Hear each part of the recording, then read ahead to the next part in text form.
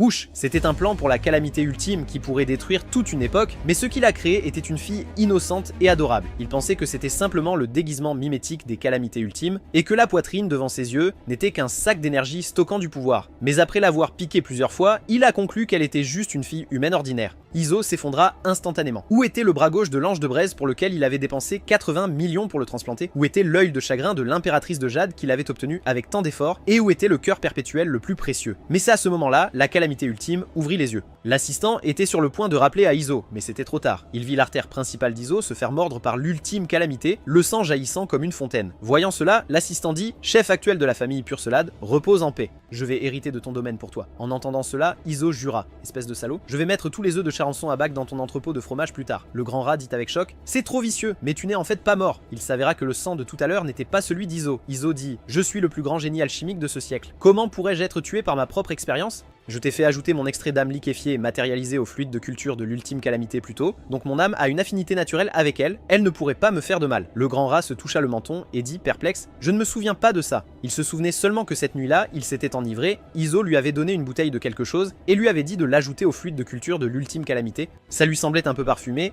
alors il l'a ajouté à son alcool à la place. Le grand rat se frappa le front et dit, on est fichu. À ce moment, Iso ordonna. Calamité ultime, je t'ordonne en tant que maître de descendre de moi. Mais la calamité ultime non seulement ne descendit pas, elle continua de le fixer. Puis, elle ouvrit la bouche et se rapprocha de lui. La seconde suivante, l'ultime calamité sortit sa langue et le lécha. Le visage d'Iso devint visiblement rouge, mais ce n'était pas la fin, l'ultime calamité le lécha à nouveau. Le visage d'Iso devint complètement rouge, il repoussa rapidement la calamité féminine, puis cria au grand rat « J'ai été exposé, sale rat, apporte-moi le spray de purification ». Puis il appuya sur un bouton. Sous le regard confus de la calamité féminine, il l'a scellée à l'intérieur. La calamité féminine s'est retrouvée piégée et est devenue instantanément paniquée. Ce n'est qu'alors qu'Iso se désinfecta soigneusement. Soudain, il se souvint de quelque chose. Cette fille. Puis il commença à fouiller dans le placard. Peu après, il trouva un document, le sujet original de l'expérience de l'ultime calamité. En effet, cette femme était le sujet original de l'expérience de l'ultime calamité, humain 2252. Le grand rat dit « Maintenant, je me souviens, c'est cette fille mourante que nous avons sauvée il y a 1 an, pas étonnant qu'elle claire familière. »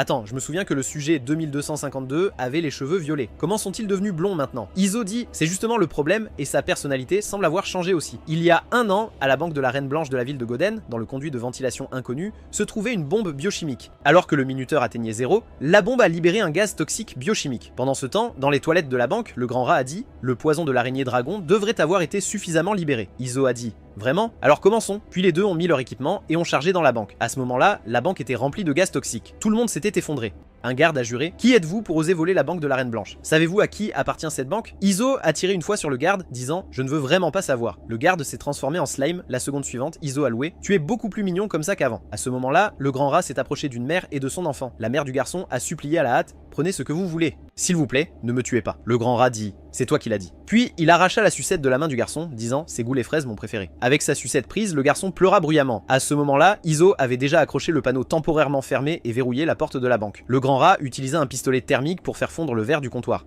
Après être entré dans le coffre, Iso a installé une bombe sur la porte du coffre. Une explosion a retenti. Puis ils ont vu un coffre plein d'argent. Les deux se sont frappés les poings. « Prenez tout, gros méchant !» La nuit, les deux se tenaient sur un toit célébrant follement. Juste à ce moment-là, un coup de feu a soudainement retenti. Effrayés, les deux se cachèrent. Le grand rat dit, qui a tiré le coup de feu? Le bureau d'inspection de la sécurité nous a-t-il rattrapés? Iso dit non, ce coup de feu ne ressemble pas à celui d'une arme standard du bureau d'inspection de la sécurité, mais à un revolver de gros calibre. Pendant ce temps, 3 dans la ruelle, un vieil homme fumait, tenant toujours un pistolet. Cette personne était le chef de la branche du district du phare du bureau d'inspection de la sécurité de la ville de Goden et héros de la ville Bullet Gentleman Hamilcar, et devant lui se trouvait une femme avec la moitié de son membre sectionné, luttant pour avancer. Le grand rat dit, nous avons braqué une banque dans la juridiction de Hamilcar. Pourquoi ne nous poursuit-il pas, mais intercepte-t-il quelqu'un avec des membres sectionnés ici? Iso dit, chut, écoute ce que ce type dit. Hamilcar dit, digne d'être un membre de l'unité des chiens de l'enfer, même avec des blessures à ce point, tu as quand même réussi à tuer mes 5 détectives de premier niveau. Mais maintenant, tu ne peux que ramper comme un chien. Dis-moi où est cachée la liste d'assassinats de l'unité Hellhound. Mais la femme ne fit que lancer un regard noir à Hamilcar en réponse à son interrogatoire. À ce moment-là, Hamilcar rit, j'ai oublié, l'unité Hellhound a retiré les cordes vocales de chaque membre pour la discrétion opérationnelle. Quelle pitié. À cet instant, la femme sortit quelque chose de derrière. Hamilcar lui tira sur la main disant, vraiment? Encore en train d'essayer de faire des tours dans cet état? Quelle vilaine fille! Ce qu'elle essayait de sortir était une poupée en forme d'ours en peluche. Amilcar dit: le registre pourrait-il être caché dans cet ours en peluche usé? À ce moment-là, la femme attrapa le bas du pantalon de Amilcar avec sa main blessée. Elle voulait récupérer l'ours en peluche, mais elle ne pouvait que faire des sons AA. Amilcar frappa la tête de la femme avec la crosse de son arme en disant: on dirait que ce sale petit ours est très important pour toi, alors je vais te le rendre. Il jeta l'ours en peluche devant la femme, puis tira une balle dans la tête de l'ours, le réduisant en morceaux. Immédiatement, l'allée fut remplie des cris déchirants de la femme. Amilcar dit: laisse tomber, je ne peux pas ramener la liste, mais ramener ton cadavre peut encore me rapporter la récompense. À ce moment-là, des applaudissements retentirent. Qui aurait pensé que le chef impartial du bureau des héros de la ville, Amilcar, était aussi un avide d'argent? Amilcar se retourna immédiatement et visa le nouvel arrivant avec son arme, disant: qui est là? Iso dit: je suis le criminel le plus maléfique de Golden City et le plus grand alchimiste de ce siècle, le baron Iso. Le grand rat toussa 2 fois. Iso dit rapidement: j'ai oublié de présenter, à côté de moi se trouve mon premier subordonné, le docteur. Rafou, le grand rat dit: correction, pas subordonné mais partenaire de crime, nous sommes dans une relation d'égal à égal. Aussi c'est le mystérieux et fou docteur Madrat, notez les adjectifs préfixes. Puis les deux ont même commencé à se disputer à ce sujet.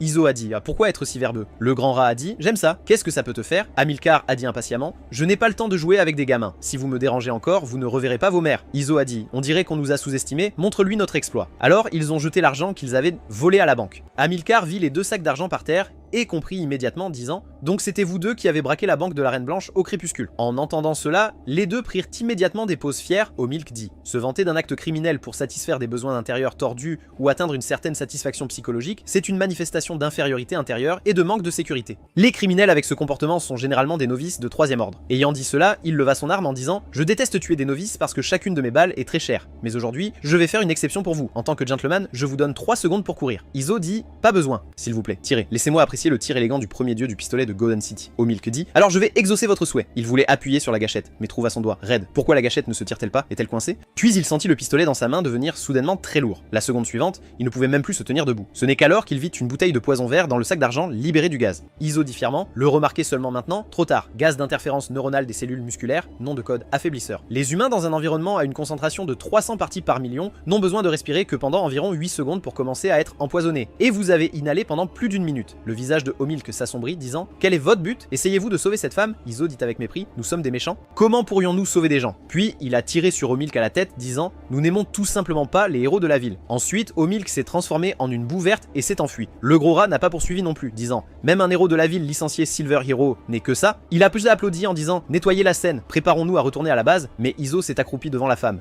Voyant cela, le gros rat dit: que fais-tu? Iso répondit: j'observe combien de temps cette femme peut encore vivre. Bras gauche et jambe gauche sectionnés, plaie déjà en décomposition, paume droite transpercée par une balle, côte presque complètement brisée, œil droit aveuglé, ongles tous arrachés, corde vocale brûlée, rythme cardiaque irrégulier, cœur montrant également des signes de défaillance. Enfin, pas moins de 4 types de composants toxiques puissants détectés dans son sang. C'est un miracle qu'elle ait tenu jusqu'à maintenant. Je suis très curieux de savoir quelle est son identité. Le bureau d'inspection de la sécurité ne pourrait pas utiliser de telles méthodes cruelles sur des gens ordinaires. Le gros rat dit avec impatience: de toute façon, elle ne vivra pas longtemps, pourquoi s'en soucier? Allons-y vite, tu ne veux quand même pas sauver cette femme, n'est-ce pas? Isonia immédiatement: je suis le méchant le plus maléfique de la ville de Goden. Dire que je sauve des gens, est-ce que tu m'insultes? Le gros rat dit: tu m'as fait peur, j'ai vraiment cru que tu voulais la sauver, alors partons vite. Avant de partir, il regarda à nouveau et vit que la femme rampait. Que voulait-elle faire? Puis il pensa: laisse tomber. Chaque jour dans cette ville, des gens pourrissent dans des ruelles inconnues. Qu'est-ce que ça a à voir avec moi? Soudain, le ciel s'illumina d'éclairs et de tonnerres, et il commença à pleuvoir. Les deux ouvrirent des parapluies et continuèrent à partir, mais la femme regardait toujours devant elle. Il y avait la poupée ours en peluche brisée. Elle utilisa toute sa force pour avancer, atteignant enfin l'ours en peluche. En regardant l'ours dans ses bras, elle afficha en fait un sourire, puis, avec un sourire, elle ferma les yeux, laissant cette pluie froide tomber sur son corps. À ce moment-là, un pied apparut à côté d'elle. C'était Iso qui était revenu. Dans la salle d'opération, le gros rat portait des vêtements chirurgicaux et demanda: Iso, sais-tu ce que nous faisons maintenant? Iso répondit simplement: nous faisons une opération. Les yeux du rat devinrent rouges, disant: nous sauvons quelqu'un. Quand exactement as-tu pris cette mauvaise habitude de sauver des gens? As-tu oublié notre aspiration? Iso dit: je n'ai pas oublié. Devenir le méchant le plus maléfique, faire revivre au monde la terreur et la grandeur de la famille Purcelade. Mais le préalable est que nous devons créer une arme biochimique capable de détruire le monde et de surpasser les dieux, la calamité ultime. Le corps source de l'ultime calamité doit rassembler toutes les émotions négatives extrêmes, mais surtout, il doit garder une trace de la plus pure beauté au fond de l'âme. C'est la clé pour rendre l'ultime calamité contrôlable. Nous avons échoué des milliers d'expériences précisément parce qu'il nous manquait cela, et cette femme se trouve réunir toutes les conditions. Le rat dit « Mais elle est trop gravement blessée, elle pourrait mourir à tout moment ». Iso dit « Nous devons donc immédiatement mener l'expérience de l'ultime calamité. Va préparer les greffes. Je vais préparer le sang fétal du cocon du désespoir. » Le rat claqua des doigts, indiquant qu'il n'y avait pas de problème. Ensuite, les greffes furent apportées. Le bras gauche flétri de l'ange de braise, l'œil droit chagriné de l'impératrice de jade, le cœur artificiel modèle amélioré 3, et le sang fétal du cocon de désespoir dépétrifié prêt. Iso mit des gants en disant « Commençons à créer un miracle ». Ils passèrent plus de 400 jours. Qui aurait pensé que l'arme biochimique la plus puissante, l'ultime calamité qu'ils ont créée, serait une fille mignonne et idiote? Le gros rat a demandé ce qu'il fallait faire maintenant. Iso a dit « Demain matin, nous commençons les procédures de routine. Observation, culture, test ». Le gros rat a dit « Et si elle s'avère être un produit raté ?» Iso a dit « Alors détruisez-la ». Je ne garderai pas un produit raté. Mais cette nuit-là, en allant se coucher, les scènes de la journée lui revinrent involontairement à l'esprit, le faisant se tourner et se retourner, incapable de dormir. Alors il décida de se lever et d'aller vérifier la calamité ultime. En arrivant au réservoir de culture, il constata que celle-ci était assez bien élevée, mais son corps tremblait comme un petit animal effrayé. Iso fut surpris. La puissante calamité ultime pourrait-elle avoir peur de dormir seule la nuit? Il se tourna pour partir en disant « Qu'est-ce que ça peut me faire? Juste un sujet d'expérience, et un défectueux en plus. » Mais il s'arrêta, se remémorant la scène d'aujourd'hui où la fille l'avait léché et son apparence actuelle effrayée. Il se mordit la lèvre, soupira finalement. Il appuya sur le bouton rouge, ouvrant le couvercle en verre en disant « Sors, calamité ultime, je vais t'emmener dans un bon endroit pour dormir. » Peu après, Iso amena la fille au 7e niveau du nid de cauchemar de la base, zone d'observation des sujets d'expérimentation à haut risque. Sujet d'expérience à haut risque numéro 8, dragon tyran maléfique, vit Iso et rugit. Iso, quand je sortirai, je te dévorerai vivant. Sujet d'expérience à haut risque numéro 15, œil démoniaque de l'abîme, menaça aussi. Iso, je verrai à travers ton âme, puis je torturerai ton âme. Iso dit, parmi mes sujets d'expérience à haut risque, le numéro 8 et le numéro 15 ont les personnalités les plus joyeuses. Vivant entre deux, tu n'auras certainement plus peur. La fille était enfermée entre les deux sujets d'expérimentation à haut risque. Elle eut de nouveau peur, mais Iso avait déjà fait un signe de la main et était parti en disant « Entendez-vous bien, je vais dormir ». De retour dans sa chambre, Iso se détendit considérablement. La calamité ultime ne devrait plus être seule. Enfin, je vais pouvoir bien dormir. Pendant ce temps, le dragon tyran maléfique dit « Qu'est-ce qui qualifie cette fille humaine pour être enfermée avec des êtres puissants comme nous ?» L'œil démoniaque de l'abîme répondit « Comment le saurais-je ? Je pense que je viens d'entendre ce salaud d'Iso dire qu'elle est la calamité ultime. » Le dragon tyran maléfique rit bruyamment en entendant cela. Cette minuscule humaine semblable à une fourmi est en fait la calamité ultime. L'œil démoniaque de l'abîme se moqua aussi. Avant cela, Iso pouvait au moins cultiver des créatures terrifiantes qui valaissent la peine d'être remarquées. Cette fois, il a produit un humain qu'elle risait. À ce moment-là, ils remarquèrent que la petite fille humaine frappait sur le verre. Le dragon tyran maléfique se moqua. « Et ne gaspille pas ton énergie, c'est le mur de cristal de gloire blanche à haute fréquence que ce salaud d'Iso a développé, même moi je ne peux pas le traverser. Si tu peux le briser, je serai ta monture. » L'œil démoniaque de l'abîme ajouta aussi « Mon rayon magique le plus puissant ne peut pas le pénétrer. Si tu peux le briser, je serai ton animal de compagnie. » À ce moment-là, la fille a soudainement arrêté sa main. La seconde suivante, son bras s'est soudainement transformé en lave, puis elle a frappé sa paume contre le verre. Le dragon tyran maléfique et l'œil démoniaque de l'abîme furent tous deux choqués en voyant cela. Ils virent la main de la fille frapper le verre et une flamme jaillit, brisant en fait le verre incassable.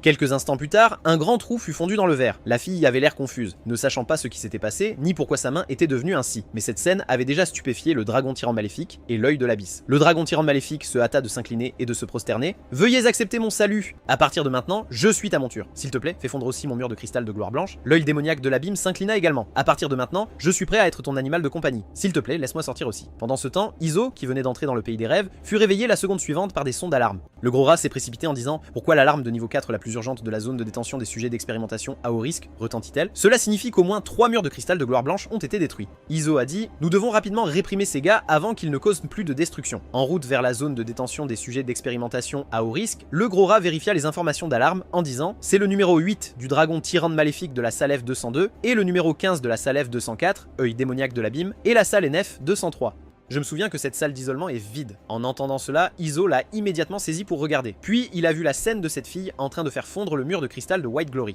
Iso devint immédiatement excitée. Elle manifesta le bras gauche transplanté de l'ange de braise. Mais le gros rat dit « Explique-moi d'abord clairement comment la calamité ultime s'est retrouvée transférée dans la zone d'observation des sujets d'expérimentation à haut risque. » Avec un ding, l'ascenseur arriva à la zone d'observation des sujets d'expérimentation à haut risque. Lorsque les portes de l'ascenseur s'ouvrirent, ils virent 2 monstres se déchaînant sauvagement. Les yeux d'Iso étaient perçants en disant « Vous deux devriez avoir assez joué. » À ce moment-là, ils tournèrent leur regard. Le dragon tyran maléfique prit l'initiative, attaquant. « Salaud d'Iso, tu m'as enfermé si longtemps, je vais te donner une leçon. » Le gros rat lui tira dessus une fois. Un nuage de fumée explosa sur sa tête. Le dragon tyran maléfique dit choqué « Qu'est-ce que c'est que ce truc ?» Iso répondit « C'est une bombe sac remplie de plus de 200 œufs d'araignée dragon. » En tant que dragon, tu devrais savoir ce que sont les araignées dragons, dit le dragon tyran maléfique. Des araignées qui parasitent les espèces de dragons et sous-espèces de dragons et se nourrissent de la race des dragons. Une fois parasitées, la mort est certaine. Iso dit, très intelligent, bonne réponse. L'œil démoniaque de l'abîme profita de l'attention d'Iso, attiré par le dragon tyran maléfique, et lança immédiatement une attaque. Iso leva la main et une grenade vola dans les airs. L'attention de l'œil démoniaque de l'abîme fut instantanément attirée par cette grenade. La seconde suivante, la grenade éclata avec une lumière blanche aveuglante. L'œil démoniaque de l'abîme cria « Mes yeux deviennent aveugles, Iso, maudite créature !» Iso dit « Avez-vous l'intention de continuer à être vilain ou de retourner sagement en salle de détention ?» Le dragon tyran maléfique dit avec défi « Tu penses que cela peut nous faire soumettre? Nous avons encore notre chef. » L'œil démoniaque de l'abîme ajouta « C'est vrai,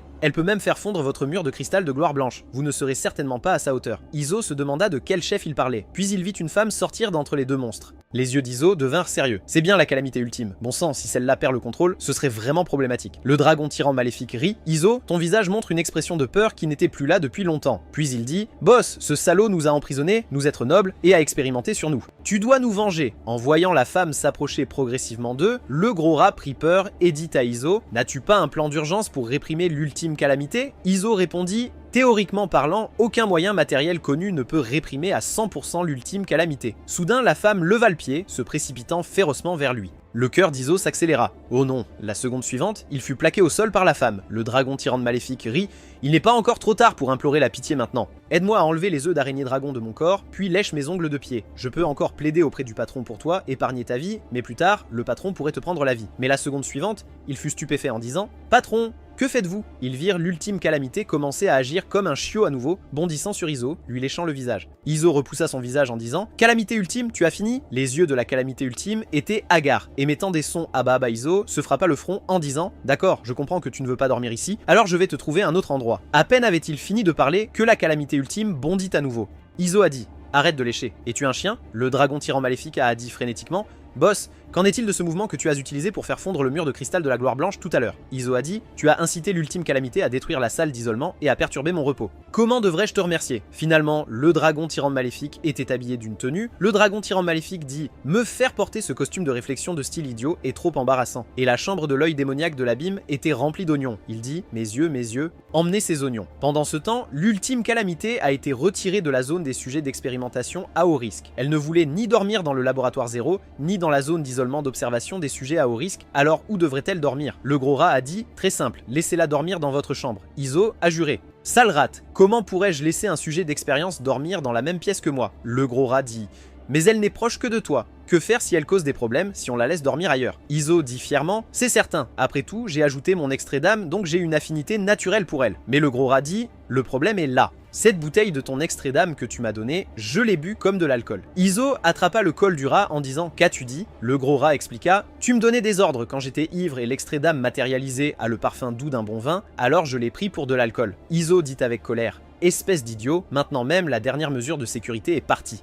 Une fois que l'ultime calamité devient incontrôlable, nous sommes tous finis. Mais le rat a pointé l'ultime calamité en disant « Regarde derrière toi ». Ils ont vu que l'ultime calamité était déjà montée dans l'aquarium la seconde suivante. Elle a plongé la tête la première dans l'eau et a attrapé un poisson. Cette action a effrayé le jeune dragon à 9 têtes qui s'est caché. Iso gronda en voyant « Eh, ce n'est pas un jouet, sors de là maintenant !» Cependant, elle ne pouvait pas entendre les mots d'Iso dans l'eau. Iso ne pouvait plus le supporter, attrapa son pied et la tira vers le bas. L'ultime calamité fut tirée hors de l'eau. Iso tomba aussi à cause de l'inertie. Quelques instants plus tard, l'ultime calamité regarda innocemment Iso, dont le visage était rouge à cause de la chute. Iso gronda « Calamité ultime, je t'ordonne en tant que maître de ne plus jamais entrer dans le réservoir d'eau. » Mais la calamité ultime éternua à ce moment-là. À ce moment, elle était trempée, ayant l'air pitoyable. Iso soupira en voyant « Laisse tomber, c'est tellement sale, qu'elle prenne un bain d'abord. » Peu après, Iso remplit la baignoire d'eau chaude. Il souleva la main de l'Ultimate Calamity, puis scanna sous son aisselle. Il scanna 3 fois, il ne semble vraiment pas y avoir de pathogène sur son corps, mais malgré cela, il ne voulait pas qu'un sujet d'expérience utilise sa baignoire pour se baigner. Puis il a instruit l'Ultimate Calamity, « D'accord, après mon départ, tu vas te baigner, compris ?» Les yeux de l'Ultimate Calamity étaient hagards, semblant complètement incompréhensifs. Iso se frappa le front, alors il ajouta le langage des signes et dit à nouveau « Après mon départ, tu enlèves tes vêtements. Va à l'intérieur pour te baigner, compris ?» Cette fois, l'ultime calamité hocha enfin la tête, puis elle commença à enlever son haut juste devant Iso, effrayant Iso qui agita rapidement les mains en disant « J'ai dit après que je parte, alors enlève-le idiote !» Il ferma instinctivement les yeux, mais il pensa ensuite « Attends, pourquoi suis-je timide ? Aux yeux d'un grand alchimiste, les sujets d'expérience n'ont pas de genre. Je devrais lui faire face directement. » La seconde suivante, son nez a jailli de grandes quantités de sang, puis il s'est effondré au sol à cause de l'anémie. Quelques instants plus tard, Iso se boucha les narines avec du papier pour arrêter le saignement. Ses yeux portaient des lunettes teintées. Il utilisa le pommeau de douche pour mouiller les cheveux de l'Ultimate Calamity en se plaignant « Merde, je dois encore la laver moi-même ». Il posa le pommeau de douche, pressa du shampoing, puis le mit sur la tête de l'Ultimate Calamity, l'aidant à se laver les cheveux. Tout en lavant, il n'oublia pas de lui dire de ne pas bouger, de ne pas ouvrir les yeux. Après un moment, il dit « D'accord, penche la tête en arrière ». L'ultime Calamité leva très docilement la tête, laissant l'eau claire rincer ses cheveux. À ce moment-là, Iso soupira intérieurement. Il faut dire que cette enveloppe biologique à base de carbone a effectivement certaines propriétés trompeuses. Quelques instants plus tard, il éteignit l'eau, puis prit une serviette pour l'ultime Calamité en disant « Je ne suis pas ta nounou, tu te sèches toi-même ». Même si tu es l'ultime Calamité, je ne te servirai pas. Juste au moment où il se retournait pour partir, il marcha accidentellement sur du savon par terre, son corps bascula en arrière. Tout son être tomba dans la baignoire. Iso avait très mal à la tête. Il se plaignit « J'aurais dû t'emmener directement dans la salle de désinfection et te pulvériser au hasard avec un pistolet à haute pression. » Mais l'ultime Calamité le regardait avec inquiétude. Juste au moment où elle allait aider Iso à se relever, le grand rat a poussé la porte en disant « J'ai trouvé un collier anti-explosion, si tu as peur que l'ultime Calamité t'attaque. » Le grand rat n'a pas fini de parler avant d'être choqué par la scène devant lui, puis il sourit et ferma la porte disant « Il semble que je me sois trop inquiété, continuez vous deux. » En fermant la porte, le grand rat avait l'air soulagé. Puis il regarda la peinture sur le mur, disant « Maître, vous pouvez être rassuré, l'orientation sexuelle du jeune maître est normale. » Enfin, Iso l'aida quand même à sécher ses cheveux, puis il ouvrit un tiroir, sortit un sèche-cheveux et le brancha. Juste au moment où il s'apprêtait à sécher les cheveux de l'ultime Calamité vit aussi le sèche-cheveux dans le miroir, car la forme du sèche-cheveux ressemblait beaucoup à un pistolet. Cela lui rappela de mauvais souvenirs. Elle se souvint aussi de cet homme qui lui avait tiré dessus. L'ultime Calamité montra une expression de peur. Iso tenait le sèche-cheveux, disant « Reste tranquille, je vais te sécher les cheveux. » Mais quand il ouvrit les yeux, il découvrit que l'ultime Calamité avait disparu. Où est-elle? Où est-elle partie? Jusqu'à ce qu'il voie la personne derrière le rideau. Que fait celle-ci? Il s'avança, tira le rideau et vit l'Ultimate Calamity trembler.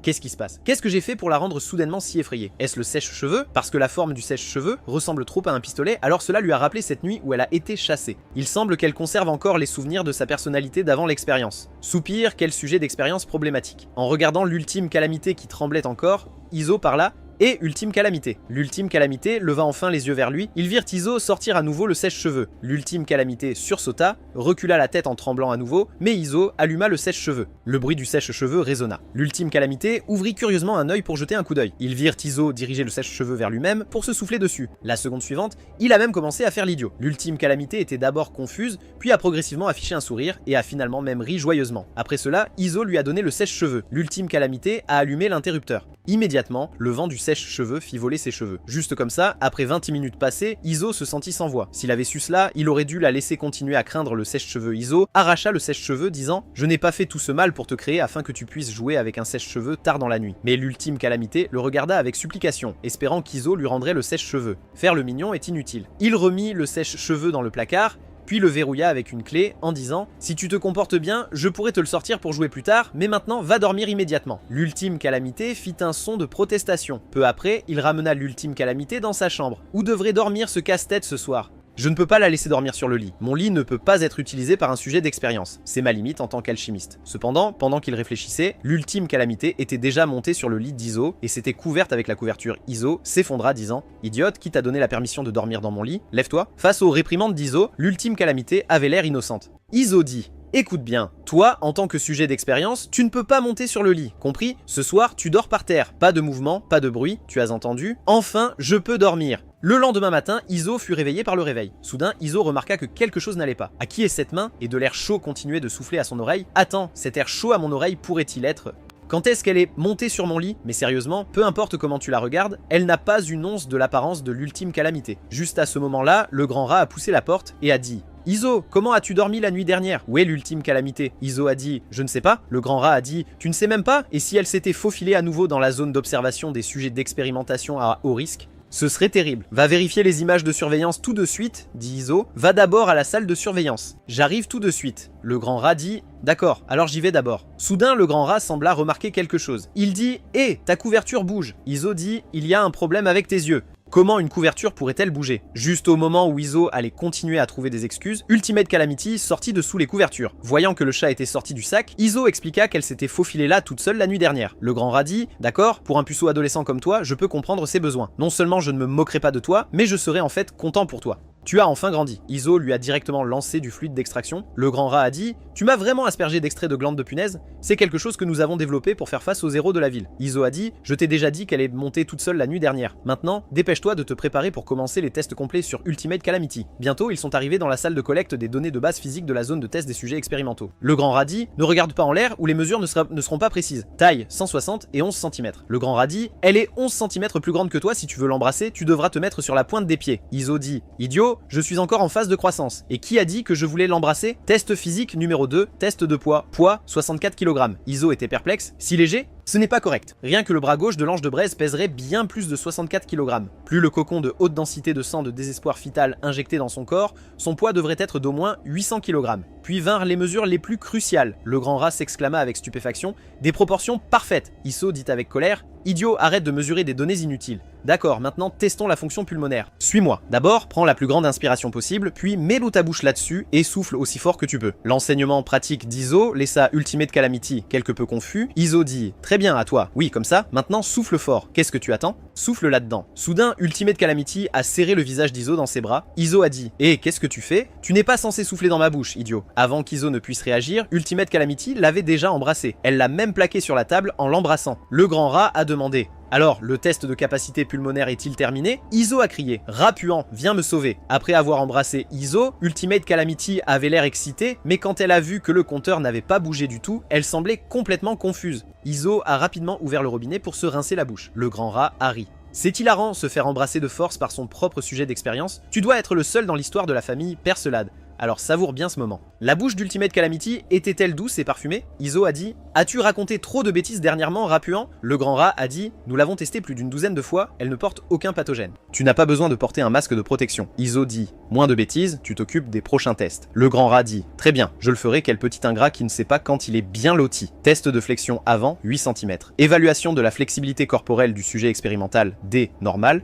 Course de 50 mètres, 6 secondes. Évaluation de la puissance explosive des membres inférieurs du sujet de l'expérience. D, normal test de force de préhension à une main, 51 kg. Évaluation de la force de préhension du sujet de l'expérience. D, normal. Le grand rat a dit, d'après les données physiques, elle n'est pas différente d'un humain ordinaire. Iso a dit, peut-être parce qu'elle n'est pas encore entrée en mode combat. En plus, ce ne sont que des tests physiques de base. Ce qui est vraiment important, ce sont les tests de méthode et d'intensité d'attaque, les tests de désir d'attaque et les différents types de tests de résistance et de tolérance physique. Le grand rat a dit, c'est vrai, alors mettons-la rapidement en mode combat. As-tu trouvé comment faire? Iso a dit, c'est simple. Utilisez le sujet à ultra haut risque 0 comme cible de test, puis enfermez-les ensemble. En entendant cela, le grand rat dit, es-tu fou? C'est du sujet 0 dont nous parlons. Nous devrions suivre des tests à gradient progressif, en augmentant progressivement la force des sujets expérimentaux qu'elle affronte. Nous devrions commencer avec l'organisme expérimental de niveau non dangereux le plus faible, le lapin blanc des prairies. Iso dit, si je me souviens bien, l'organisme le plus faible devrait être la souris blanche de laboratoire. Le grand rat dit avec colère, idiot, j'ai dit pas de rongeurs pour les expériences. Iso dit, bien sûr, vous êtes tous des rongeurs, mais ce n'est pas la même espèce que vous. Tu es un rat gris des égouts, alors penses-tu vraiment que ce genre d'organisme non dangereux peut déclencher son désir de combat? Juste au moment où Iso a fini de parler, le lapin blanc a été arraché par calamité ultime. Le grand rat dit, qui a dit que des organismes non dangereux ne pouvaient pas déclencher son désir de combat sanguinaire? Iso dit, si même un petit lapin blanc mignon peut éveiller son désir de tuer, alors si nous l'emmenons dans une zone densément peuplée, comment ferait-elle pour se lancer dans une tuerie? Plus il y pensait,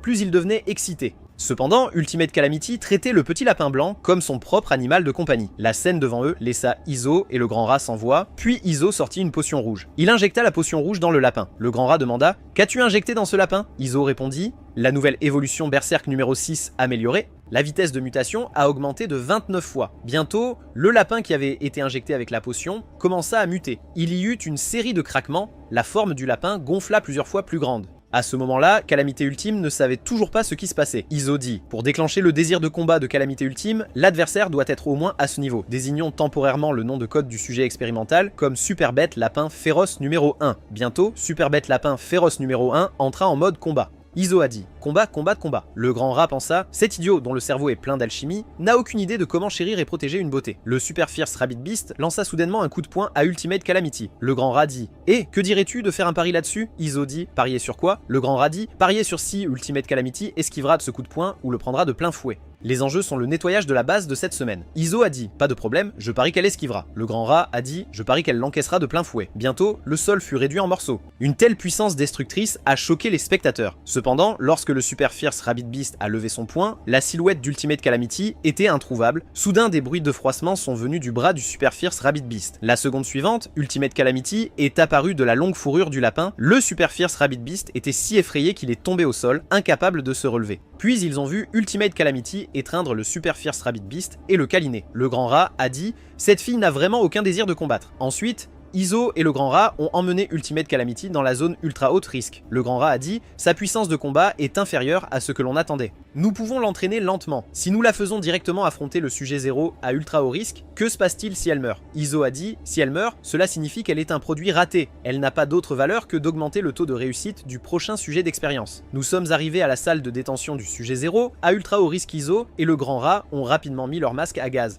Le grand rat a dit « Il n'est pas encore trop tard pour changer d'avis maintenant. Nous avons investi tous nos plus puissants implants en elle. S'il y a un accident, nous perdrons gros. Tu devrais le savoir. » Étant donné la personnalité de sujet 0, à risque ultra élevé, elle ira certainement pour tuer. Iso a dit « Je t'ai dit que je veux qu'elle aille pour tuer. C'est la seule façon pour elle de se transformer en la véritable calamité ultime. Nous avons échoué trop de fois déjà. J'en ai assez. Écoute bien, si tu ne fais pas ressortir le véritable pouvoir de la calamité ultime pour combattre sujet 0 à risque ultra élevé, tu seras certainement tué. Tu as été créé dans un seul but. Devenir l'arme biologique la plus puissante pour m'aider à conquérir le monde. » Le grand rat dit « Une si jolie fille utilisée pour le combat, c'est vraiment du gâchis. La garder comme mascotte de l'organisation serait aussi une bonne idée. » À ce moment-là, l'expérience à très haut risque, sujet 0, Lucille, sembla remarquer quelque chose. Iso a dit « Je suis venu te voir, Lucille. » Lucille a dit « Petit Iso, après 1322 jours, tu n'as finalement pas pu résister à venir me voir. » Iso a dit « Sujet 0, j'ai déjà créé l'ultime calamité. Tu n'es plus mon sujet d'expérience le plus fort. » Lucille a dit « Impossible, impossible.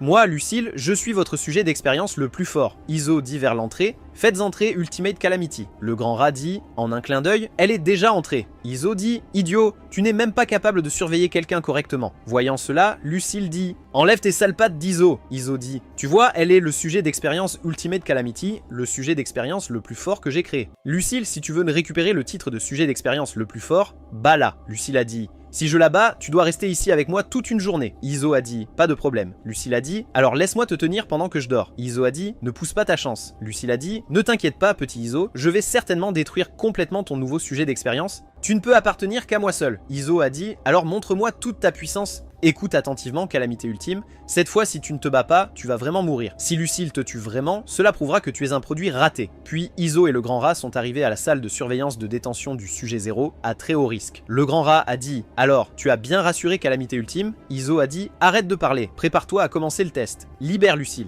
Enfin, je peux sortir et bouger mon corps. » Cependant, la première action de Lucille n'a pas été de chercher Ultimate Calamity. Au lieu de cela, elle est venue narcissiquement devant la caméra et a dit « Petit Iso, attends juste et regarde mon spectacle de massacre spectaculaire. » À ce moment-là, le grand rat a tendu un paquet de chips à Iso en disant « Prends des chips. » Mange en regardant. Cependant, Iso a repoussé les chips du grand rat en disant « Elles sont toutes au fromage, mange-les toi-même. » Le grand rat était choqué. « Tu ne t'es jamais plaint des chips au fromage avant. Pourquoi une expression si sérieuse? Ne t'inquiète pas, Lucille porte un collier anti-explosion autour de son cou. Au moment critique où elle est sur le point de tuer Ultimate Calamity, il peut complètement supprimer l'activité du virus dans son corps. Alors faisons un autre pari. Parions sur qui gagnera ce test. Je parie sur Lucille. Les enjeux sont les privilèges de la télécommande de la télévision de la semaine prochaine. Iso a dit « Je parie sur Ultimate Calamity parce qu'elle ne peut que gagner ou mourir. » À ce moment-là, Lucille était déjà arrivée derrière Ultimate Calamity, tandis qu'Ultimate Calamity frappait encore à la porte voulant sortir. En regardant l'adorable Ultimate Calamity, Lucille dit « Arrête de gaspiller ton énergie, tu ne peux pas l'ouvrir. » Et à ce moment, Lucille remarqua aussi quelque chose d'étrange chez elle. Elle semblait n'avoir absolument aucun désir de combattre ou d'intention de tuer. Elle dit « Peu importe, tant que je t'élimine, le petit Iso sera à moi. » Voyant cela, le grand rat dit « Lucille est sur le point d'agir, mais Ultimate Calamity ne réagit pas du tout. » Lucille dit « Quelle sorte de déchet est cette Ultimate Calamity ? Devient ma nourriture. » Cependant, la seconde suivante, la main de Lucille fut soudainement saisie. Lucille fut choquée. Comment cette fille s'est-elle retournée et a-t-elle attrapé ma main? Iso était excité. Est-ce que cette calamité ultime sent la menace mortelle de Lucille et se prépare à entrer en mode combat?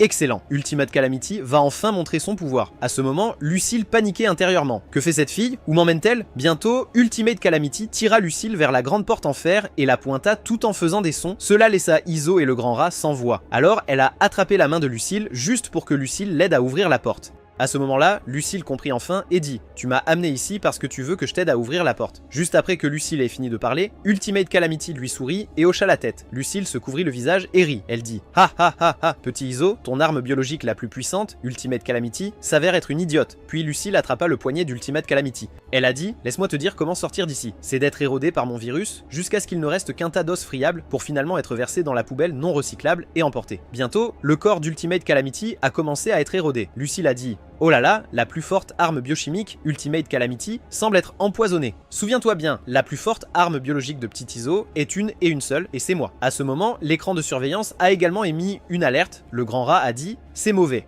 Le virus infecte toute sa chair et ses organes à travers les cellules épidermiques d'Ultimate Calamity. Iso dit, perplexe, impossible. Nous avons précédemment testé que les globules rouges dans le sang fœtal du Cocoon of Despair tueraient les agents pathogènes tentant de l'infecter. À ce moment-là, Ultimate Calamity avait été complètement infecté, tout son corps tremblant sur le sol. Lucille dit, déjà en train de mourir si facilement? Ce n'est pas du tout amusant. Le grand rat a rappelé. Abandonnez rapidement le test de confrontation, Ultimate Calamity ne peut plus tenir longtemps. Iso a dit « Ne paniquez pas, le virus n'a infecté que 30% des globules rouges, 42% des cellules organiques et 38% des cellules nerveuses, loin du seuil critique de la mort. Seule la mort peut faire bouillir le sang fœtal du cocoon du désespoir dans son corps, la forçant à devenir la véritable calamité ultime. » Puis Lucille a marché sur la tête de la calamité ultime. Elle a dit « Petit Iso, est-ce vraiment la calamité ultime ?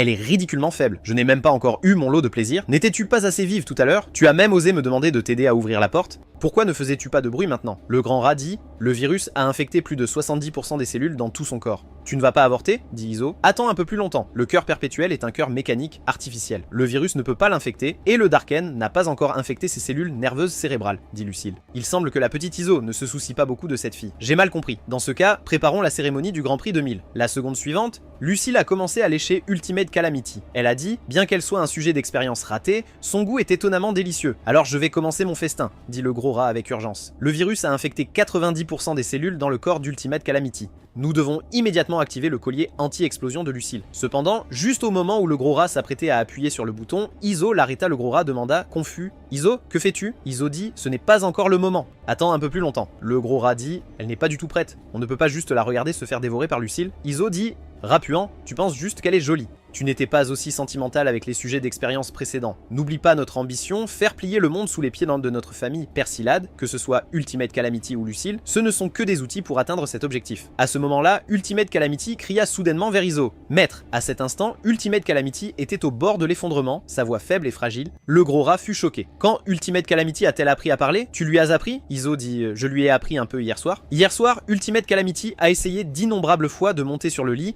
mais a été chassé par Iso à chaque fois. L'Ultimate Calamity frustré a fait des sons à Iso. Iso a dit « Non, c'est non, les sujets d'expérimentation ne peuvent pas monter sur le lit. » Rejeté par Iso, Ultimate Calamity afficha une expression pitoyable. Voyant cela, Iso s'adoucit un peu. Il dit « Écoute bien, si tu m'appelles maître une fois, je ferai une exception et te laisserai dormir sur le lit pendant 30 minutes. » Bien que ses cordes vocales aient été brûlées auparavant, le fluide de culture azote dans lequel elle avait trempé avait depuis longtemps réparé toutes ses blessures, donc il n'y avait qu'une seule raison pour laquelle elle ne pouvait pas parler maintenant. Elle avait oublié comment parler. Iso dit « Allez, répète après moi. Maître, Ultimate Calamity étudia très sérieusement, mais elle n'arrivait toujours pas à le prononcer correctement. Iso était impuissant. Est-ce vraiment si difficile? Ultimate Calamity lutta longtemps, mais ne pouvait toujours produire que des sons « Ah !» Iso dit « Cette fille est vraiment bête. Bon, dépêche-toi d'aller dormir. » Mais Ultimate Calamity n'abandonna pas. Même dans ses rêves, elle apprenait à parler. De façon inattendue, dans son sommeil, elle a réellement appris à parler. Lucille a dit « Donc tu peux parler, mais même si tu appelles maître, ça ne sert à rien. La petite Iso n'a pas besoin de produits défectueux comme toi. Bon, il est temps pour mon festin. » Juste au moment où Lucille était sur le point de dévorer Ultimate Calamity à un moment critique, elle s'est soudainement agenouillée par terre de douleur. Il s'est avéré qu'Iso avait activé le collier anti-explosion autour du cou de Lucille au dernier moment. Elle a crié « Petite Iso, me traiter ainsi, pourquoi ?»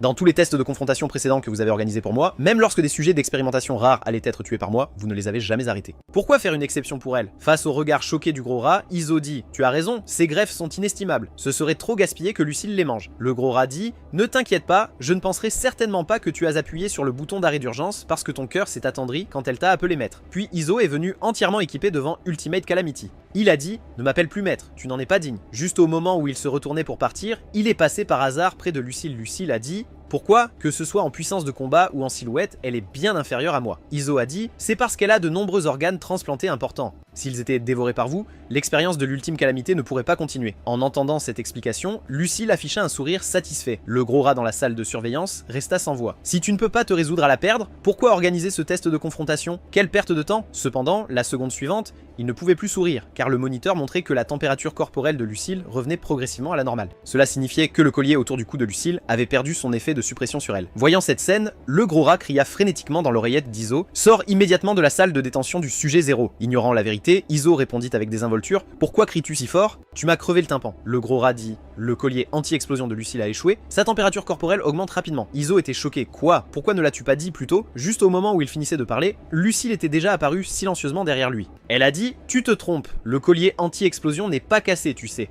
Petit Iso, en tant que plus puissant alchimiste, tu devrais comprendre que les virus se purifient selon leur environnement. Il s'avéra que pendant les plus de 1000 jours de confinement, Lucille avait délibérément déclenché à plusieurs reprises la matrice de froid extrême du collier anti-explosion. À travers des épreuves répétées, les cellules de son corps qui ne pouvaient pas supporter le froid extrême étaient toutes mortes par itération. Maintenant, elle avait complètement évolué pour résister au froid extrême. Iso se mit à transpirer de peur. Le seul moyen de la maîtriser avait disparu. Il ne pouvait absolument pas la provoquer maintenant. Puis, feignant le calme, il dit « Lucille, tu as gagné cette confrontation. Je tiendrai ma promesse précédente. » Lucille dit « Passer une journée avec moi, ce n'est plus suffisant. » Puis Lucille retira la capuche d'Iso. Une main caressa doucement sa joue. Le virus sur sa main envahit instantanément tout son tissu cutané. En regardant l'état somnolent d'Iso, Lucille dit avec excitation « Je suis enfin entré dans ton corps.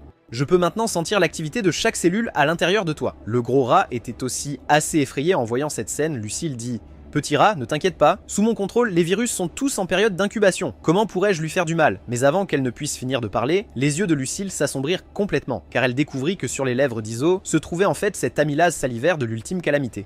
Elle se retourna immédiatement et attrapa violemment le cou d'Ultimate Calamity en disant « Tu l'as embrassé, n'est-ce pas ?» Le gros rat se couvrit les yeux, n'osant pas regarder, car Lucille elle-même était un agrégat de virus. Elle possédait une capacité de reconnaissance des éléments biologiques au niveau cellulaire. Dans cette situation, il n'y avait aucun moyen de la tromper, c'était vraiment la fin. Plus Lucille y pensait, plus elle devenait en colère. Quelque chose qu'elle n'avait pas encore obtenu lui a été pris en premier. Impardonnable. J'utiliserai le virus pour envahir chacune de tes cellules nerveuses, te faisant vivre la douleur ultime d'un destin pire que la mort. Alors que le visage d'Ultimate Calamity montrait une expression de douleur, Iso était également impuissant à ce moment. Lucille était le virus de la peste noire le plus puissant qu'il avait développé, capable de résister à presque tous les composés organiques ou inorganiques. La seule chose qui pouvait la réprimer, le collier anti-explosion, avait évolué pour lui résister. Maintenant, elle n'avait pratiquement plus de faiblesse. Il jeta un coup d'œil à la substance vide qui pouvait tout anéantir. Cette chose était encore en phase de recherche, l'utiliser imprudemment pourrait détruire toute la base. Bon sang, n'y avait-il vraiment rien qui puisse la supprimer? Juste à ce moment-là, les mots du gros rat l'ont réveillé. C'est toi, Lucille veut t'obtenir. Lucille était devenue complètement folle. Bien qu'elle ne sache pas pourquoi elle ne pouvait pas infecter ses cellules cardiaques et cérébrales, éroder toute la chair sauf ses parties la tuerait quand même. La seconde suivante, Iso cria de derrière nous « Arrête Lucille !» Lucille se retourna pour voir Iso tenant un pistolet sur sa propre tête. Lucille dit, choquée, « Tu es fou, me menacer avec ton propre corps pour cet idiot. » Iso dit « Je t'ai dit, elle n'est pas importante, mais son corps est mon atout expérimental le plus important. Sans ses atouts, je ne peux pas conquérir le monde. Quelle signification y aurait-il à vivre? Bien joué !» Le gros rat dans la salle de surveillance loua cela abondamment. Les talents d'acteur d'Iso s'étaient beaucoup améliorés. Après une lutte intérieure, Lucille baissa lentement la tête et dit « Je comprends ». Iso fut surpris. Il ne s'attendait pas à ce qu'elle accepte si facilement en revenant à lui. Il réalisa qu'il avait trop réfléchi. Elle n'avait pas écouté du tout. Lucille a dit « Après l'avoir dévoré, je t'aiderai à ressusciter ta famille et à conquérir le monde ». Iso prit une profonde inspiration. Il n'y avait pas de choix. Il ne pouvait qu'utiliser ce coup. Le gros rat était choqué. « Il y a encore un atout pour retenir Lucille? Alors pourquoi ne l'as-tu pas sorti plus tôt ?» Iso dit « C'est bien sûr parce que cet atout est très embarrassant ». Puis il cria fort à Lucille « Si tu veux que je te tienne dans mes bras en dormant chaque nuit à partir de maintenant, alors arrête !» En entendant cela, le corps de Lucille se figea immédiatement. Puis elle se précipita aux côtés d'Iso à toute vitesse en disant « Dis-tu la vérité en pensant juste à pouvoir tenir le petit Iso en dormant chaque nuit à partir de maintenant ?» Le corps entier de Lucille tremblait de manière incontrôlable, mais en même temps, elle leva 2 doigts et dit « Je peux l'épargner, mais j'ai 2 demandes supplémentaires. » Premièrement, elle doit être enfermée dans cette salle de détention pour toujours. Je sortirai et vivrai avec toi. Iso accepta. Pour l'instant, il ne pouvait que la stabiliser, puis chercher de nouvelles méthodes pour réprimer Lucille plus tard. Puis les lèvres de Lucille se courbèrent en un sourire maléfique. Elle pressa la tête d'Iso contre sa poitrine. Ensuite, elle gifla Ultimate Calamity pour le réveiller en disant « Réveille-toi, regarde attentivement ». Lucille souleva de force la bouche d'Iso, puis sans plus attendre, elle l'embrassa. Non seulement cela, elle a aussi enfoncé sa langue à l'intérieur. Ce n'est que lorsque Iso pouvait à peine respirer qu'elle s'est séparée à contre-cœur. Ensuite, elle a léché ses lèvres couvertes de salive avec une satisfaction persistante. Puis elle l'a avalée. Elle a dit « La salive du petit Iso est si délicieuse. » Tu es toujours le même, à aimer ce dentifrice au goût de violette. Le gros rat ferma les yeux. En tant qu'ami, il était heureux pour Iso, mais en tant qu'assistant expérimental, il se sentait désolé pour Iso. Ultimate Calamity qui avait assisté à tout le processus, ne ressentit qu'une douleur intense dans sa poitrine. Une puissance indescriptible commença à se répandre dans son corps, même Lucille sentit clairement quelque chose d'inhabituel. Les cellules virales qui venaient d'envahir le corps de l'autre furent toutes réduites en cendres. La seconde suivante, Ultimate Calamity se libéra de ses entraves. Son corps entier était rempli de flammes infinies, puis elle attrapa le cou de Lucille et dit « Je te déteste, mauvaise femme ». En voyant cette scène, Iso et le gros rat furent stupéfaits, c'était la main gauche de l'ange des braises. Heureusement, Ultimate Calamity ne pouvait toujours pas contrôler pleinement ce pouvoir. Après avoir vaincu Lucille, elle est tombée inconsciente pendant 3 jours. Pendant cette période, Ultimate Calamity a fait un rêve. Dans le rêve, elle était cruellement maltraitée par sa belle-mère. L'ours en peluche dans ses mains a également été violemment jeté par terre et piétiné. Son père, voyant cette scène, avait le cœur brisé et voulait plaider pour sa fille, mais il ne s'attendait pas à ce que les mots suivants de la femme le laissent complètement honteux. Vous jouez la comédie de l'affection père-fille, n'est-ce pas? N'oublie pas qui t'a fait devenir le dramaturge numéro 1. Dès qu'elle eut fini de parler, un homme masqué derrière la femme dit « Alors votre famille a volontairement postulé pour fournir des enfants soldats ?» La mère dit « C'est exact cette fille-là ». Son père était choqué et demanda « Qui est-il ? Pourquoi est-il entré chez nous sans frapper ?» L'homme masqué dit « Il n'y a aucun endroit dans le royaume où nous, les chiens de l'enfer, devons frapper pour entrer, y compris la chambre du roi. » En entendant cela, le père comprit enfin que sa fille avait été vendue à l'organisation des chiens de l'enfer par cette femme vicieuse. La mère dit « Ne vous laissez pas tromper par sa taille, elle est assez forte et en plus, elle résiste à la faim. Vous pouvez la priver de nourriture pendant 3 jours et elle peut encore parler ? Elle est définitivement un bon matériau pour un chien de l'enfer. » Voyant que la fille n'avait pas peur de lui, l'homme masqué ne put s'empêcher de la louer. Il dit « Elle a un beau regard dans les yeux, nous prendrons cet enfant. » Puis il souleva la fille et se dirigea vers la sortie. Même si sa fille pleurait à chaudes larmes, le père lâche n'eut pas le courage d'intervenir pour les arrêter. De l'autre côté, à la base de tournage de White Queen, l'actrice mondialement connue White Queen préparait son nouveau drame. L'intrigue racontait comment le protagoniste masculin, après avoir traversé une série d'épreuves, faisait face à la mort seule. Mais par amour, la dévouée Reine Blanche se jeta devant le menés sans hésitation. Après que leurs véritables sentiments ont émergé à travers l'adversité partagée, ils se sont embrassés passionnément. Le script original prévoyait que le baiser soit filmé en angle, mais l'acteur principal a eu une impulsion soudaine et a décidé de le rendre réel. Juste au moment où il ouvrait la bouche pour l'embrasser, le pied de la Reine Blanche l'a frappé au visage. Elle a dit « J'ai dit que le baiser devait être filmé en angle. Qui t'a donné la permission d'approcher ta bouche puante ici ?» Le réalisateur a immédiatement crié « Coupé !» Il s'est précipité pour s'excuser. « Président, s'il vous plaît, calmez-vous !» Il s'avérait que la Reine Blanche n'était pas seulement la présidente du groupe de divertissement Reine Blanche, mais aussi la deuxième héroïne de la ville de Goden. Le réalisateur continua. Il est nouveau ici et ne connaît pas les règles, mais c'est déjà l'acteur qui ressemble le plus au maire de première génération que nous avons pu trouver. La Reine Blanche fixa l'homme pendant un long moment et dit « Il ne lui ressemble qu'en apparence. Il manque complètement l'essence divine de père. En plus, son jeu d'acteur est terrible, son expression lors de la scène de brûlure était trop fausse. Remplacez-le, dit le réalisateur. Mais nous avons déjà remplacé plus de 700 personnes. Notre budget est gravement dépassé. En entendant cela, la Reine Blanche dit avec désinvolture « Ce n'est que de l'argent. J'ajouterai 200 millions à votre budget. Allez retirer l'argent de ma banque plus tard. » Juste au moment où elle finissait de parler, un subordonné se précipita pour lui faire un rapport. La Reine Blanche était choquée. « Quoi ? Ma banque a été cambriolée ?» Le subordonné a dit « Oui, 2 voleurs ont d'abord placé un dispositif de gaz toxique à retardement, paralysant tout le monde avant de procéder au cambriolage. Puis il a remis le dispositif de gaz toxique qu'Iso avait laissé sur les lieux. À l'origine, la Reine Blanche pensait qu'il s'agissait d'un simple vol, mais après avoir observé la marque spéciale sur l'appareil, ses pupilles se contractèrent. C'était lui, continua le subordonné. De plus, O'Milk a été touché par une arme biochimique inconnue en poursuivant ces 2 voleurs et s'est transformé en une substance visqueuse dégoûtante. La succursale du district du phare est maintenant en plein chaos. Il demande de l'aide au quartier général. Après un moment de réflexion, la Reine Blanche dit à son subordonné « Cette affaire ne nécessite pas l'intervention de ces novices du bureau de patrouille, j'irai personnellement. » En entendant cela, le subordonné sembla comprendre aussi, disant « Exact. Le district du phare est votre juridiction de héros après tout. » La Reine Blanche se leva, son expression féroce, disant « Tu te trompes. Cela n'a rien à voir avec ma juridiction de héros, ces voleurs peuvent avoir la réponse à une question importante que je cherche. De plus, déployer tout le personnel du groupe, trouver ces voleurs à tout prix. Suspendre le tournage du nouveau drame. Pendant la suspension, tout le monde dans l'équipe de production continuera de recevoir son salaire. Puis, elle s'approcha du rôle principal masculin et demanda « Tu voulais vraiment m'embrasser ?» L'homme s'agenouilla immédiatement par terre, suppliant « J'ai eu tort, je n'oserai plus jamais. » La seconde suivante, la Reine Blanche condensa rapidement un bloc de glace dans sa paume. Elle dit « Si tu peux faire fondre ce bloc de glace extrêmement froide dans ta bouche, je considérerai tes pensées déplacées. Si ce n'était pas pour ton visage qui ressemble un peu à celui de père, tu serais déjà mort quand tu as approché ta bouche puante tout à l'heure. Aucun homme dans ce monde ne peut me toucher avec sa bouche, sauf père. » De l'autre côté, Lucille est restée inconsciente après avoir été vaincue.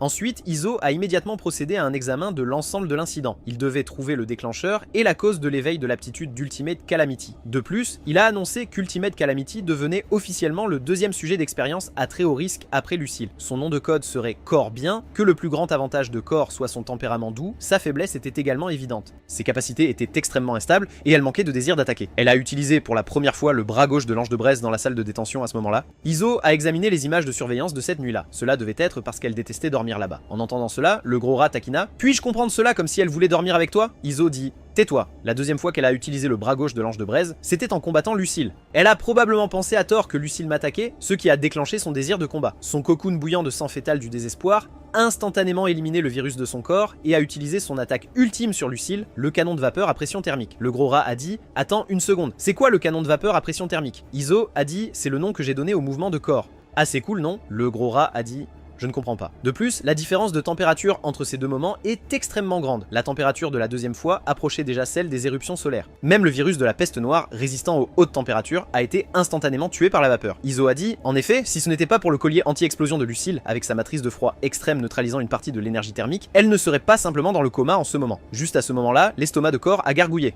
Elle pointa sa bouche et dit timidement « Maître, j'ai faim !» Le gros rat interrogea Iso. « Ne me dis pas que tu ne lui as rien donné à manger depuis que tu l'as créé ?» Iso indiqua qu'il n'avait jamais pensé que Calamité Ultime aurait réellement besoin d'obtenir de l'énergie en mangeant.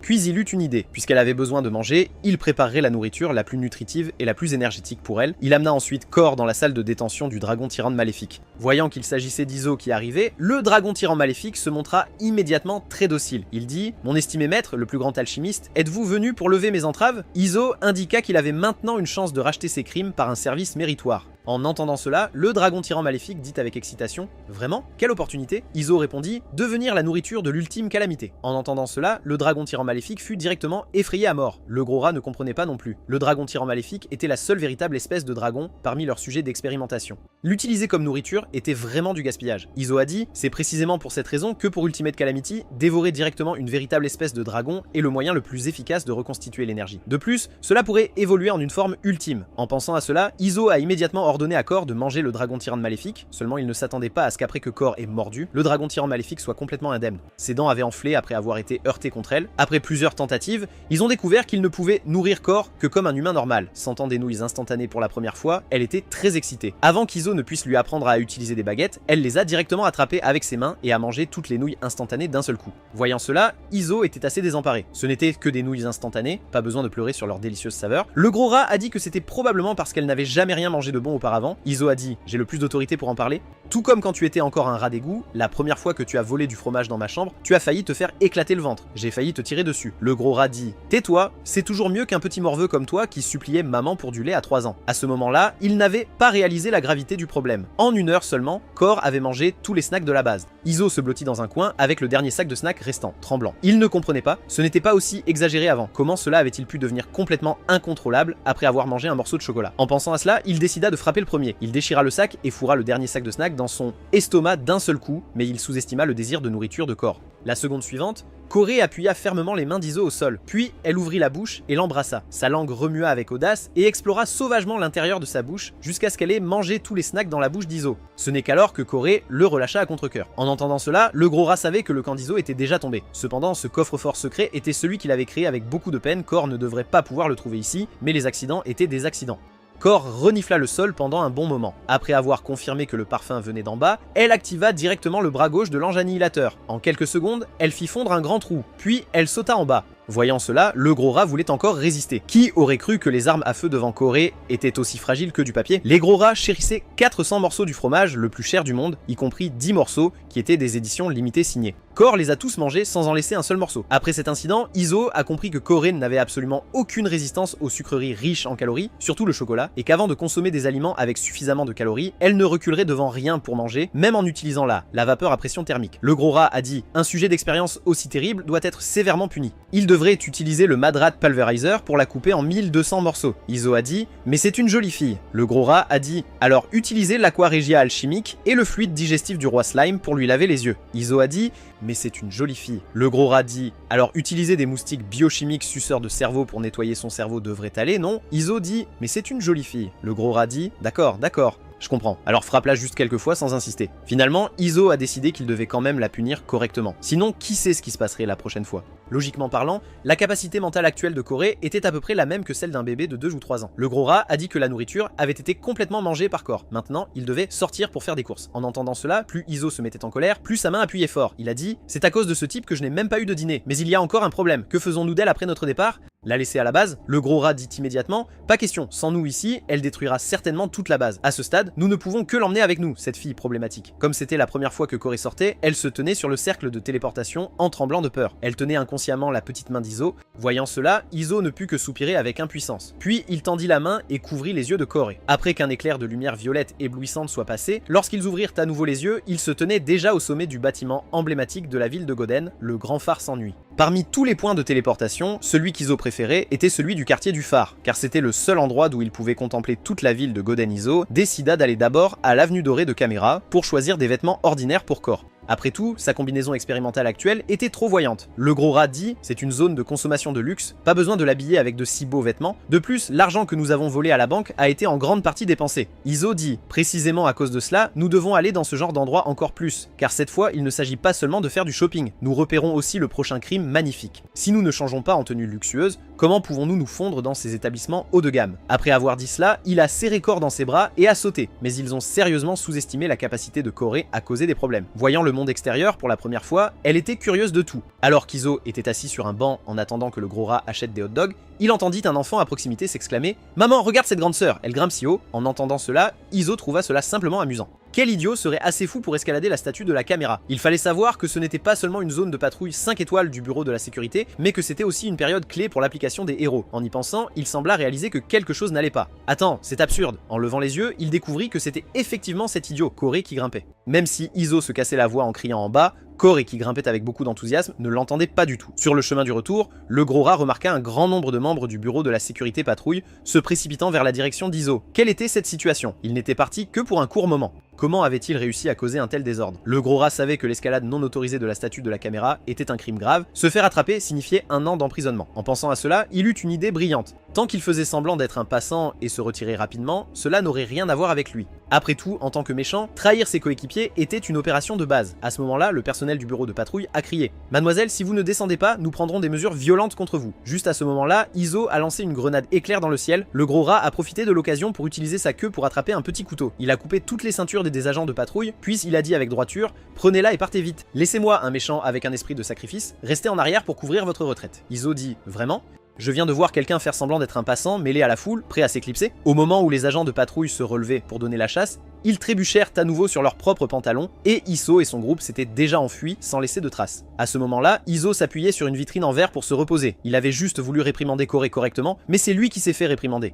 La personne était le gérant de Golden Family. Il a dit « Enlevez vos mains sales, c'est une vitrine en cristal de Luciole, si vous la salissez, vous ne pourrez pas la payer. » En entendant cela, Iso, Harry, gros rat, il dit que cette vitrine se salit facilement. Que devrions-nous faire? La seconde suivante, le gros rat comprit son intention et sortit sa langue pour lécher frénétiquement la vitrine. Voyant cette scène, le gérant entra dans une colère noire disant « Vous ne comprenez pas le langage humain ?» Mais il retint de force ses prochains mots, car le gros rat sortait une liasse de billets de grande coupure, les collant un par un sur sa salive. Iso dit « Désolé d'avoir sali votre cristal de Luciole, mais votre pourboire est collé dessus. » Voyant cela, le gérant changea immédiatement d'expression, disant « Oh mon dieu, qu'est-ce que c'est que cette histoire de sale ou pas sale? Ce n'a qu'un peu de salive. Je le mangerai si je devais. S'il vous plaît, 3 invités distingués, entrez d'abord. » Ce n'est que lorsqu'il vit le visage de Corey directement que le gérant fut choqué, car il n'avait jamais vu un visage aussi parfait, il n'avait pas regardé attentivement dehors tout à l'heure et pensé qu'elle n'était qu'une fille folle. Il ne s'attendait pas à ce qu'elle soit en réalité une femme d'une beauté dévastatrice, mais ensuite, il afficha une expression pitoyable. Quel dommage! Une telle beauté est en fait asservie par ce jeune vaurien. Corey a été escortée dans la cabine d'essayage par 2 assistants, mais 20 minutes complètes s'étaient écoulées et elle n'était toujours pas sortie. À ce moment-là, une vendeuse passe à la tête et dit « Cette demoiselle ne nous laisse pas la déshabiller. Venez voir s'il vous plaît. » En entendant cela, Iso vit Corey trembler dans le coin de la cabine d'essayage. Heureusement, après quelques mots rassurants, Corey obéit quand même à l'ordre d'Iso. Au début, il était assez impatient d'avoir attendu si longtemps. Cependant, chaque fois que Corey sortait, la colère d'Iso diminuait d'1 point. Il ne s'attendait pas à ce que cette fille aille si bien avec des robes de soirée. À ce moment-là, le gérant se tenait également respectueusement sur le côté, expliquant « Cet ensemble est Scarlet Knight au prix de 159 990 livres d'or, à peine acceptable, mais n'a pas atteint mes exigences. Cet ensemble est Sacred Pistol au prix de 299 990 livres d'or. » Bien que ce design soit suffisamment spécial, il manque un peu de dignité. Cet ensemble est Golden Empress au prix de 339 990 livres d'or. Celui-ci est le trésor de notre magasin. Il est conçu d'après la robe de l'ancienne impératrice de l'Empire d'Or. Juste au moment où il finissait de parler, une limousine s'arrêta soudainement devant la porte. 2 hommes sortirent d'abord de la voiture. Ils déroulèrent un tapis à l'entrée, s'étendant jusqu'à l'intérieur du magasin. Voyant cette scène, le gérant s'écria d'effroi. Il avait en fait oublié que la jeune demoiselle du Palais Noir avait un rendez-vous pour venir ce soir. Il les poussa alors rapidement tous les 3 dans la cabine d'essayage. « Je dois demander aux 3 distingués invités de se cacher dans la cabine d'essayage pour l'instant, dit-il. Avant que la jeune demoiselle du Palais Noir ne parte, ne sortez sous aucun prétexte. Sinon, non seulement je serai puni, mais vous souffrirez aussi. » Alors que la portière de la voiture s'ouvrait lentement, une adolescente pieds nus apparut. C'était la fille aînée de la famille Black Palace Wakana. Les premiers mots de Wakana, en sortant de la voiture, furent que ses pieds avaient dit froid. En entendant cela, l'un des gardes admit d'abord sa négligence. Puis il tira la lame de feu de sa taille. D'un simple geste, il forma un mur de feu le long du tapis et dit « Jeune demoiselle, s'il vous plaît ». À ce moment, le gérant trottina jusqu'à l'entrée du magasin pour les accueillir. Wakana dit « J'ai entendu dire que l'édition limitée annuelle de cette année, faite par Magic Scissors, Lilith, est vendue chez vous. Emmenez-moi la voir, dit le gérant. Nous avons refusé toutes les autres clientes voulant la voir. Nous attendons juste que vous veniez l'essayer personnellement, jeune demoiselle. » Caché dans la cabine d'essayage, le gros rat demanda avec incertitude. La jeune demoiselle du Palais Noir dont il parle, ne pourrait-il pas s'agir de ce Palais Noir? Iso ouvrit une fente pour regarder discrètement, puis indiqua qu'il s'agissait bien de cette famille du Palais Noir, l'une des nobles du monde. Le gros rat n'y croyait toujours pas, disant « Comment est-ce possible? Les nobles du monde ne résident-ils pas tous en permanence dans le quartier doré de la ville de Goden? C'est leur paradis où ils peuvent faire ce qu'ils veulent? Pourquoi apparaîtraient-ils ici ?» Mais Iso lui a dit que même le paradis devient ennuyeux. Sans roturier au paradis, comment la supériorité des nobles pourrait-elle être reflétée? Alors que Wakana suivait le manager vers la zone d'exposition, elle s'arrêta soudainement. Il s'avéra que le tapis noir et or était épuisé. En entendant cela, Akatengu dit avec colère « Vous saviez que la jeune demoiselle venait dans le quartier des roturiers, mais vous n'avez pas préparé assez de tapis noirs et or? La jeune demoiselle n'aime pas porter de chaussures. Vouliez-vous que la jeune demoiselle marche pieds nus sur le sol sale ?» Voyant cela, les 2 serviteurs se sont agenouillés par terre, suppliant continuellement pour leur vie. Mais Akatengu n'avait pas l'intention de les laisser partir, disant « Ayant commis une erreur si grave, vous savez ce que vous devez faire. » En entendant cela, les 2 subordonnés ont immédiatement commencé à transpirer à grosses gouttes, car ils savaient que ce qui les attendait était la force du cœur de lame la plus sévère. Puis ils ont tremblé en tirant les dagues de leur ceinture. Juste au moment où les pointes des lames allaient percer leur poitrine, toute la lame s'est brisée en d'innombrables particules. C'était le garde droit de Wakana, Kamiku, qui était intervenu. Il a dit, les enseignements bouddhistes de compassion, abandonner le meurtre et arrêter la violence. Juste au moment où les 2 serviteurs pensaient avoir échappé au désastre, Kamiku les frappa tous les 2 avec son bâton zen en disant « La peine de mort peut être écartée, mais la peine de vivre est difficile à échapper. Vous 2 servirez de tapis humain pour la jeune demoiselle. » En voyant cette scène, même le gros rat ne pouvait pas supporter de regarder. Tous les nobles du monde étaient-ils aussi arrogants? Un sourire apparut au coin de la bouche d'Iso, disant « C'est une bonne occasion d'enlever la jeune demoiselle du Palais Noir. Après tout, les nobles du monde ne quittent presque jamais le district d'or. » Le gros rat maudit qu'Iso était devenu fou. Habituellement, cambrioler des banques et provoquer les héros de la ville était une chose. Enlever un noble mondial? Tu trouves que la vie est trop paisible? Mais Iso rétorqua « Ces choses-là, c'était du petit jeu. Si on veut se faire un nom, il faut faire du bruit. » Le gros rat dit « Chaque noble mondial a plus de 1000 ans d'héritage et un pouvoir insondable. La ville de Goden est un terrain de jeu pour nous, mais pour eux, c'est un jouet avec lequel ils peuvent en faire ce qu'ils veulent. » Iso sourit légèrement et dit « Alors, le 2e plus grand méchant de la ville de Goden, Dr Madrat, n'ose pas provoquer les nobles mondiaux ?» Le gros rat dit « C'est une provocation. Je n'ose tout simplement pas, mais même si je devais les provoquer, je devrais d'abord faire des préparatifs minutieux. » Alors que les 2 se disputaient, des exclamations effrayées retentirent soudain de l'extérieur. Il s'est avéré que lorsque le gérant montrait à la jeune demoiselle du Palais Noir la nouvelle robe, il ne s'attendait pas à ce que la robe valant plus de 100 millions ait été découpée en morceaux de tissu. Le gérant était tellement effrayé qu'il s'est effondré par terre. Wakana a dit « C'est la robe que tu as spécialement réservée pour moi ?» Voyant cela, Akatengu avait déjà dégainé son épée, attendant juste le mot de la demoiselle pour commencer un massacre. Kamiku secoua aussi la tête en secret. Cette fois, même Bouddha ne pourrait pas te sauver. Wakana demanda sans expression « Dis-moi, qui a fait ça ?» Le manager était déjà tellement effrayé qu'il bégayait, disant « Comment pourrais-je avoir ce courage ?» Iso pouvait dire que c'était le rat puant qui l'avait mâché. Il voulait causer un petit sabotage pour dégoûter ce manager snob. En entendant le vacarme dehors, Cory voulait aussi curieusement passer la tête pour regarder. En conséquence, elle a accidentellement trébuché sur la robe. Elle a directement poussé Iso devant. À ce moment-là, le manager s'accrochait comme à une bouée de sauvetage. Il ne savait pas qui l'avait fait, mais pour sauver sa vie, il a faussement accusé « C'est lui ». C'est ce type qui l'a fait. Voyant Iso surgir soudainement, Akatengu l'attrapa immédiatement en disant « C'était toi ?» Contre toute attente, Iso l'admit directement et généreusement. Akatengu ne s'attendait pas à ce que ce gamin soit si courageux, disant « Très bien ».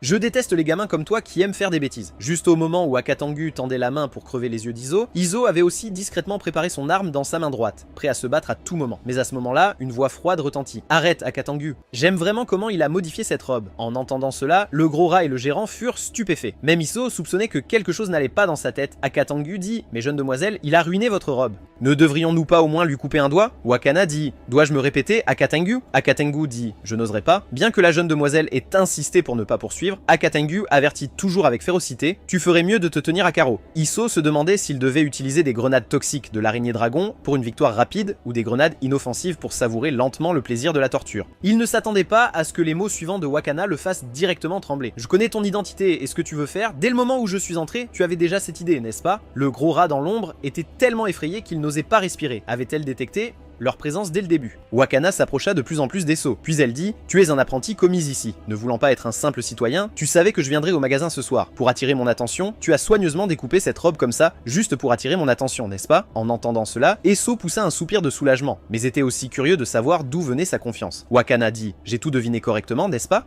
Bien que tes motivations soient impures, mais étant donné que tu as eu le courage de risquer la mort pour attirer mon attention, je vais te donner une chance. Si tu t'agenouilles et embrasses mes pieds, je ferai une exception et te laisserai être mon serviteur. » Les gardes étaient choqués. C'était la première fois que mademoiselle laissait un homme embrasser ses pieds. Elle avait suivi mademoiselle pendant des années sans profiter d'un tel traitement. Wakana pensait qu'Esso s'agenouillerait en pleurant d'excitation. Elle se demandait même si Esso embrassait trop fort, devait-elle lui marcher sur la tête ou simplement le repousser d'un coup de pied. Mais Esso se pinça le nez avec une expression de dégoût en disant « Qui veut embrasser tes pieds puants ?» Dès que ces mots furent prononcés, tout le monde présent fut stupéfait. Il ne s'attendait pas à ce que ce type dise réellement de telles choses. Esso continua. « Ta famille est si riche, pourquoi ne trouves-tu pas une paire de chaussures à porter ? Aller pieds nus va empester les autres. De plus, marcher pieds nus pendant de longues périodes provoque une fasciite plantaire. » Le grand rat pensa « C'est fini. Cet idiot jette de l'huile sur le feu. » C'était la première fois depuis son enfance que quelqu'un parlait à Wakana de cette manière. Elle mordit fort sa petite bouche, essayant de ne pas laisser ses larmes couler, mais finalement elles tombèrent malgré elle. Elle dit « Je mets du parfum sur mes pieds tous les jours. Il ne pue pas. » Après avoir dit cela, elle leva la main pour frapper Esso. En fait, Esso l'avait délibérément provoqué. Il avait tout planifié. Au moment où sa gifle allait l'atteindre, il la tirerait vers lui, puis lancerait des grenades inoffensives pour repousser ses deux gardes. Mais juste au moment où Wakana allait frapper Esso, Kore apparut derrière Esso et attrapa la main de Wakana. Le grand rat se retourna seulement pour découvrir que Kore, qui venait d'être là, avait disparu. Le premier à réagir fut Akatangu. Il dit « Retire immédiatement ta main sale de notre jeune demoiselle », voyant Kore rester immobile. Akatengu était sur le point de brandir sa lame quand Wakana l'a réprimandé pour qu'il s'arrête. Akatengu était très confus en disant « Jeune demoiselle, elle était sur le point de vous attaquer ». Wakana a dit « Elle ne m'attaquait pas, elle protégeait le garçon derrière elle ». En entendant cela, Esso fut d'abord surpris. Aurait-elle pu voir la relation de Kore avec lui d'un seul coup d'œil? Ces mots suivants rassurèrent Esso. « Toi aussi, tu as pris goût à ce garçon et tu veux le garder, n'est-ce pas ?» Akatengu fut directement embarrassé par les mots de la demoiselle, son visage rougissant. Elle ne savait pas ce que la jeune demoiselle lisait chaque jour. Voyant que Kore ne parlait toujours pas, Wakana ne put s'empêcher de devenir suspicieuse. Était-elle déjà tombée amoureuse de ce garçon? Alors elle a dit directement, d'après vos vêtements et votre allure, je peux dire que vous n'êtes pas un roturier. Mais même ainsi, je ne peux pas céder quelque chose sur lequel j'ai jeté mon dévolu, donnez votre prix. Avant que Koren ne puisse parler, Esso a dit, c'est à vous de donner un prix. Alors que Wakana était encore confuse, Esso avait déjà mis son masque à gaz. Il a dit « Cela signifie que vous avez été kidnappé par le premier méchant de Goden, le baron Esso. » Bien qu'Akatengu ait réagi rapidement et ait directement dégainé son épée pour charger, c'était déjà trop tard. La grenade inoffensive avait déjà explosé instantanément à ses pieds, sans préparation préalable. Peu importe la force des deux gardes, ils ne pouvaient pas mobiliser leur pouvoir. Au moment où le gaz toxique s'est dissipé, Wakana avait déjà disparu sans laisser de traces. Après avoir kidnappé la jeune demoiselle de la famille du Palais Noir, le grand rat n'arrêtait pas de bavarder parce qu'il savait que les bons jours étaient terminés désormais, il ferait face à une poursuite sans fin. Esso a dit de ne pas être nerveux. La grenade sans pouvoir qu'il venait de lancer était une version modifiée mélangée avec un émetteur de perturbation des neurones de l'hippocampe. Cela provoquerait une déviation de la mémoire chez ceux qui l'inhaleraient. Ces deux gardes du corps devraient être neurologiquement confus et ne se souviendraient pas de leur apparence. En effet, à ce moment-là, les deux gardes du corps dans le magasin de la famille Golden ne s'étaient toujours pas remis. Kamiku soupçonnait que c'était ce garçon aux cheveux blancs qui l'avait fait, mais Akatengu disait qu'il y avait quelque chose qui clochait avec ses yeux. C'était clairement un gros gamin aux cheveux jaunes et au visage couvert de taches de rousseur. À ce moment-là, Wakana avait déjà été ramené à la base par Esso, bien que ce soit leur première fois à kidnapper un enfant, ils ont quand même essayé de montrer un côté sombre et maléfique. Cependant, l'apparence innocemment adorable de Kore détruisait toujours l'atmosphère maléfique qu'ils avaient travaillé si dur à créer. Ils pensaient que la jeune demoiselle de la famille Black Palace serait morte de peur, mais au lieu de cela, elle sortit sa langue pour repousser le bâillon. Elle se moqua. Vous vous dites les méchants méchant numéro 1 de la ville de Goden, mais vous n'êtes même pas capable de bien attacher un bâillon. Eso et le grand rat étaient déconcertés par la scène. Que se passait-il? Pourquoi n'avait-elle pas du tout peur? Alors qu'ils se disputaient sur qui avait attaché la corde, Wakana avait déjà défait la corde et avait disparu. En se retournant, ils la virent assise sur le canapé en train de manger des chips. Même Koré avait été acheté par elle avec des chips. Voyant cela, Eso a pris son pistolet et l'a pressé contre son front en disant « Veuillez être clair sur votre identité en tant qu'otage, sinon cela ne me dérange pas de vous faire vivre la terreur de l'alchimie. » Wakana a dit avec intérêt « Votre alchimie est-elle plus terrifiante que celle de notre famille du Palais Noir? Alors dites-moi, par exemple, fixez un criminel en position d'étoile de mer dans une fosse profonde puis empiler continuellement des plaques de fer fines sur lui. Au début, il n'y aura aucune sensation, mais à mesure que le nombre de plaques de fer empilées augmente, les os et les organes seront progressivement écrasés ou mettre un casque en fer chauffé presque jusqu'à fusion sur une tête rasée. Bien sûr, le mieux est d'abord d'ouvrir 12 petits trous dans le corps d'une personne, puis d'élever des 1000 pattes à l'intérieur du corps humain, laissant la victime regarder impuissante son corps devenir un nid de 1000 pattes et pondre des œufs. En entendant cela, le grand rat dit « Hypothétiquement, je dis hypothétiquement, si nous vous renvoyons maintenant, la famille du Palais Noir n'utiliserait pas ces quelques punitions sur nous, n'est-ce pas ?»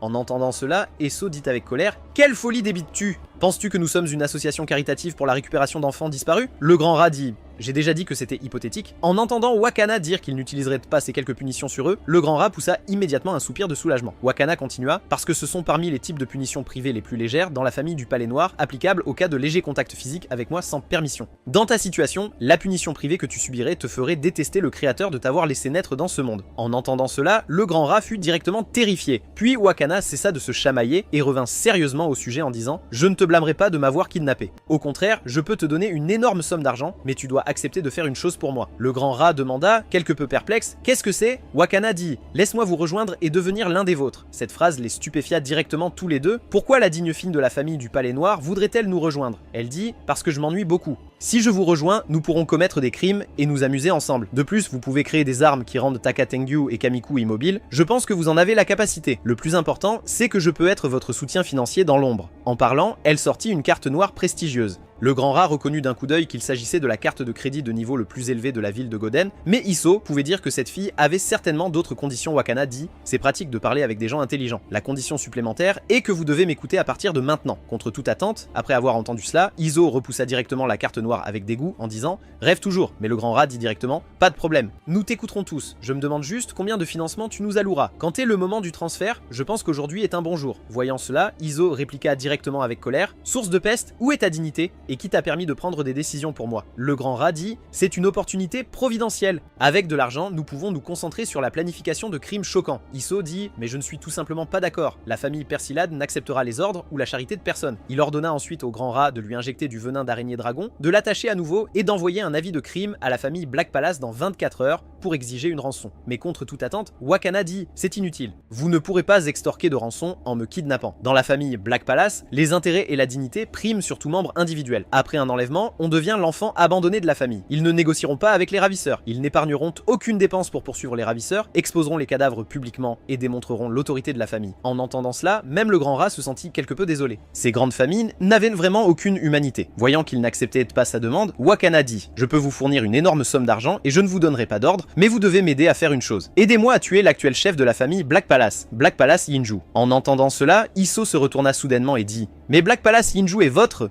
Wakana dit « C'est exact, c'est mon père. » Alors quoi? Le plus grand méchant de la ville de Goden n'ose pas? De l'autre côté, une femme était déshabillée et trempée dans une cuve d'eau pendant 3 jours et 3 nuits, mais elle suppliait l'homme de l'exécuter immédiatement, car ensuite elle subirait la torture la plus cruelle de la famille Black Palace. D'abord, ouvrir 12 petits trous dans le corps d'une personne, puis élever des sangsues à l'intérieur du corps humain, laissant la victime regarder impuissante son corps devenir un nid de 1000 pattes et pondre des œufs. Depuis que Wakana a été kidnappé par Isso, pour ne pas avoir protégé leur maître, Aka Tengu et Kameko ont été forcés de devenir des sujets expérimentaux pour l'amélioration des tortures par le chef furieux de la famille Black Palace. Voyant le chef de famille sur le point de verser le récipient plein de sangsues dans l'eau, Aka Tengu trembla de tout son corps, ouvrant précipitamment la bouche pour implorer la clémence, espérant une chance de plus pour sauver la jeune demoiselle. Mais Yinju du Palais Noir a dit « Tu ne te souviens même pas à quoi ressemblent les ravisseurs, et tu oses encore parler de sauvetage ?» Aka Tengu était complètement désespérée, demandant à expier par la force du cœur de l'âme. Elle ne voulait pas que ces sangsues traversent tout son corps. Mais alors que le chef de famille s'apprêtait à verser les sangsues, une voix familière à la porte arrêta Yinju du Palais Noir. « S'il te plaît, arrête père. » « Je vais bien. » En voyant Wakana revenir complètement indemne, le père jeta avec excitation le récipient qu'il tenait dans ses mains. Il se précipita d'un pas et serra sa fille dans ses bras en disant « Je suis content que tu ailles bien. » Ensuite, Wakana s'assit pieds nus dans la cour pour admirer la lune. À ce moment, Akatengu s'agenouilla respectueusement derrière elle en disant « Jeune demoiselle, merci de nous avoir sauvés. » Wakana ne parla pas. À la place, elle sortit un paquet de chips de son corsage. Puis, elle les tendit à Akatengu en disant « Elles sont délicieuses, tu devrais les essayer aussi. » Akatengu prit une chip et hésita. Les règles de la famille du Palais Noir interdisaient ce genre de malbouffe consommé par les gens du commun d'apparaître dans la famille du Palais Noir. Akatengu dit « Mademoiselle, où avez-vous obtenu cela ?» Voyant cette scène, Wakana gronda directement « Je t'ai dit de manger, alors mange. D'où viennent toutes ces questions ?» Voyant la demoiselle en colère, Akatengu fourra rapidement la chips dans sa bouche. Mais la seconde suivante, elle fut choquée. Il s'avérait que ces malbouffes faites par les gens du commun étaient si délicieuses. Tout en mangeant frénétiquement, elle demanda aussi comment la jeune demoiselle avait échappé aux mains des ravisseurs. À cela, Wakana sourit légèrement et dit « C'est un secret ». Akatengu se sentit juste un peu confuse. Elle remarqua que la jeune demoiselle semblait un peu différente après son retour cette fois-ci. De l'autre côté, les trois célébraient dans un restaurant avec des plats sur la table qu'ils ne pouvaient auparavant pas se permettre de manger. Le grand rat mangeait en riant. Il pensait qu'Izo refuserait la proposition de Wakana de tuer son père, mais il ne s'attendait pas à ce qu'il accepte. Izo a dit « Elle nous a donné une énorme somme d'argent pour l'aider à tuer son père, pas tuer mon père. Pourquoi refuserais-je » Le grand rat a ri bruyamment. « Même si on te demandait de tuer ton propre père, tu ne sais même pas qui est ton père, comment le tuerais-tu » En entendant cela, Izo était aussi désemparé. Depuis sa naissance, il n'avait effectivement pas vu son propre père, mais sa mère disait que tant qu'il ferait revivre la famille Persillade et contrôlerait la ville de Goden, il saurait tout. Le grand rat dit « Oublie ça, remplissons d'abord nos ventres avec ce festin. » Mais la demoiselle de la famille du Palais Noir nous a en fait donné 20 millions de livres d'or en paiement anticipé. C'est plus que ce que nous obtiendrions en braquant des banques 10 fois. En plus, elle s'est fait capturer délibérément par nous. Je ne m'attendais pas à ce que la famille du Palais Noir soit si stricte avec les lignées directes. À partir de l'âge de 5 ans, ils doivent apprendre les techniques de combat et les arts de l'assassinat. En entendant cela, Izo a dit « En effet, si la caméra de surveillance ne l'avait pas capturée, nous n'aurions pas du tout découvert ses mouvements. Elle avait en fait caché 26 lames et 13 aiguilles dans ses manches et son ourlet. Elle avait toutes les occasions de nous trancher la gorge directement. Mais pourquoi a-t-elle fait ça ?» Le grand rat se curait les dents en spéculant « As-tu oublié qu'elle voulait te garder ?» Il est évident qu'elle veut être la mécène, alors elle essaie une autre méthode pour te garder. En entendant cela, Izo se sentit juste dégoûté en disant « Si tu veux être gardé, je peux te mettre dans une boîte cadeau et t'envoyer à la famille du Palais Noir avec tes affaires quotidiennes. Ma coopération avec elle se limite à tuer Yinju du Palais Noir. Je ne veux pas avoir de relation avec elle. Après tout, elle a transformé mon plan d'enlèvement en une blague. » Mais le grand rat a dit « Ne dis pas ça. Si nous pouvons tuer Black Palace Yinju et l'aider à prendre la tête de la famille Black Palace, alors nous n'aurons plus à nous soucier des fonds d'activité. En plus, n'as-tu pas pris ta revanche avant de la laisser partir ?» Il s'est avéré qu'avant de libérer Wakana, Izo l'avait aussi torturée en lui chatouillant les pieds. Sachant qu'elle n'aimait naturellement pas porter de chaussures, Izo a décidé de lui donner une leçon. Et c'était l'herbe à chatouille à queue d'insecte améliorée d'Izo, basée sur l'herbe à queue de chien et les vers à soie. La démangeaison produite en touchant n'importe quelle zone de la peau augmentait de façon exponentielle. Et si elle touchait des points sensibles comme la plante des pieds ou les aisselles, la démangeaison augmentait de façon exponentielle. Après une heure entière de torture, Wakana bavait déjà à cause des démangeaisons, tout son corps convulsant. En pensant à quel point ses pieds la démangeaient encore, Wakana couvrit timidement son visage avec la couverture et maudit Izo dans son cœur. Cependant, ce qu'aucun d'eux ne savait, c'est que le gérant de la famille Golden était déjà venu au poste de police pour porter plainte. Parce que les vêtements de Big Rat et de Kohorib n'avaient pas été payés, en plus de la robe abîmée, le gérant a perdu plus de 800 000. Mais le policier était déconcerté par sa description, car le témoignage du gérant était complètement différent des descriptions des deux gardes. Le gérant a dit avec excitation « Je ne sais pas pourquoi ils mentent, mais je peux être certain que l'un des deux suspects criminels était un garçon aux cheveux noirs avec une frange sur le côté couvrant ses yeux. L'autre était une personne ratée et louche. » À ce moment-là, une fille a poussé la porte et a dit « J'ai entendu dire qu'il y a un gars malchanceux qui a perdu 800 000 en une nuit, où est-il » Le policier, qui a été frappé par la porte, a dit « Qui êtes-vous » La salle d'interrogatoire n'est pas un endroit où n'importe qui peut entrer. Mais avant qu'il ne puisse finir de parler, la fille a montré ses papiers. Elle a dit « Je ne suis pas n'importe qui.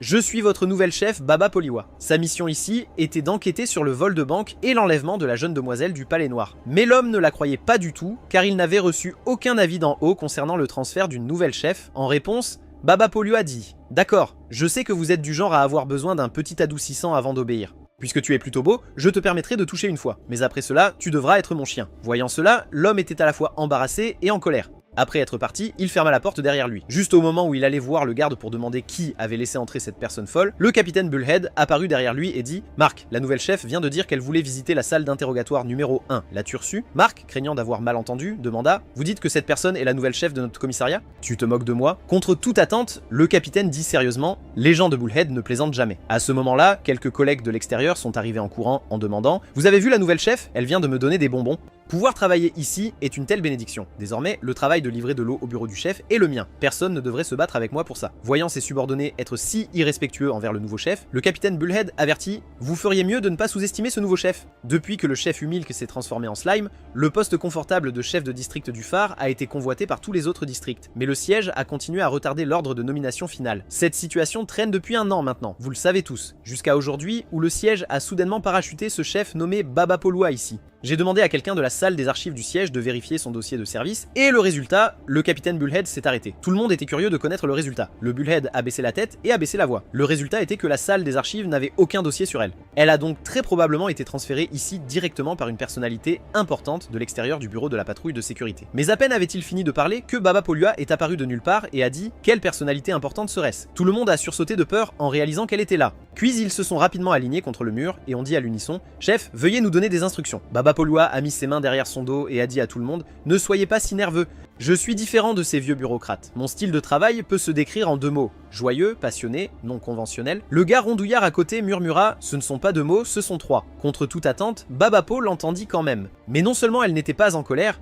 elle l'a félicité en disant « Ce patrouilleur a été très franc en soulignant mon erreur. Ce genre de comportement qui ne craint pas l'autorité mérite des éloges. » Puis Baba Polua a serré le gars potelé dans ses bras et il pensait qu'il recevrait un baiser de la chef. Mais Baba Polua a juste collé un autocollant de sucette sur son visage. Puis elle a annoncé que l'affaire du braquage de la banque de la Reine Blanche, l'affaire de l'enlèvement de la jeune demoiselle du Palais Noir et l'affaire du vol de la robe de la famille Dorée seraient toutes traitées ensemble et elle a fait une promesse. Tout agent de patrouille qui fournit des indices majeurs pour résoudre l'affaire aura le droit de sortir avec elle. Dès qu'elle a fini de parler, un groupe de subordonnés s'est précipité dehors sans se retourner. Le capitaine a même utilisé son coup ultime, sprint du taureau fou, laissant les autres derrière. Les frères derrière lui ont dit « Chef, tu n'aimes pas les petites humaines maigres, non ?» Le capitaine a dit « Qu'est-ce que vous savez ? Je veux juste résoudre l'affaire. » Après que tout le monde soit parti, Baba Polua a brandi une photo et a dit « Le gars qui ignore l'ordre de sécurité, je vais certainement t'attraper. » La photo était exactement celle prise quand Iso volait en tenant Kor. Si elle n'avait pas été à Camera Plaza à ce moment-là, elle aurait vraiment pu être dupée. Pendant ce temps, au grand théâtre de Goden City, Iso entrait fièrement par la porte d'entrée avec Kor à son bras. Le gros rat claqua des doigts pour interrompre le regard de l'huissier, disant « Si tu oses continuer à fixer ses fesses, je vais t'arracher les yeux et les enfiler ensemble. » L'huissier était tellement effrayé qu'il n'arrêtait pas de s'excuser.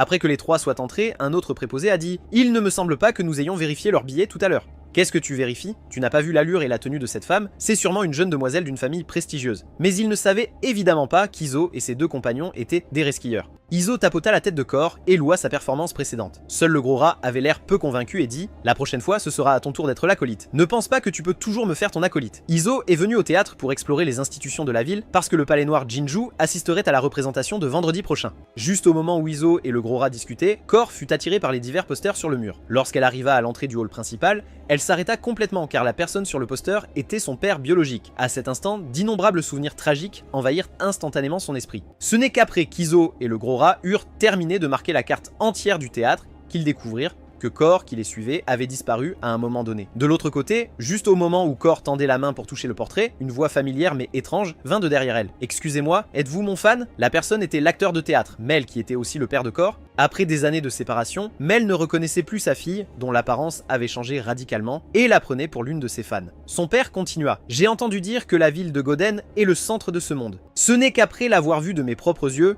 que j'ai compris sa magie et sa beauté. Pouvoir jouer ici est vraiment la chance de ma vie. Au fait, puis-je demander le nom de cette belle jeune demoiselle ?» En entendant cela, Kor se sentit extrêmement nerveuse et pleine d'attente. Après avoir hésité un moment, elle décida tout de même de parler. Même si elle s'efforçait de bien articuler, le simple mot « papa » sortit toujours étouffé et indistinct. Juste à ce moment-là, une petite fille courut soudainement dans les bras de Mel, l'appelant joyeusement « papa ». Cette scène inattendue choqua instantanément Kor, la figeant sur place. Il s'avéra que cette fille était née de son père et de sa belle-mère, nommée Melo. La belle-mère dit « D'accord Melo, quelqu'un est là, ne sois pas impoli avec ton père. » Melo a dit « Ce n'est pas grave, mon père est un grand dramaturge de renommée mondiale. » Mel était aussi très attentionnée envers elle, disant « C'est bien, et cette jeune demoiselle est ma fan. » Mais à peine avait-il fini de parler qu'il remarqua que Kor, qui se tenait là il y a un instant, avait disparu sans laisser de traces. En regardant ce moment heureux et chaleureux de cette famille de 3, Kor ne voulait pas s'immiscer. À ce moment-là, une forte pluie commença à tomber à l'extérieur du théâtre, mais Kor sortit directement avec une expression sombre. L'employé fut également surpris de voir cela, sachant que quiconque pouvait venir dans un tel endroit n'était pas quelqu'un qu'il pouvait se permettre d'offenser. L'assistante voulait donner un parapluie à Kor, mais Kor ne pouvait rien entendre à ce moment-là. Découragée, elle trébucha dans une ruelle pleine de néons. À l'intérieur, des filles habillées à la mode menaient toutes sortes d'affaires louches. Kor traversa sans réfléchir. se moquant de bousculer quelqu'un. Cette scène attira également l'attention des femmes dans la ruelle.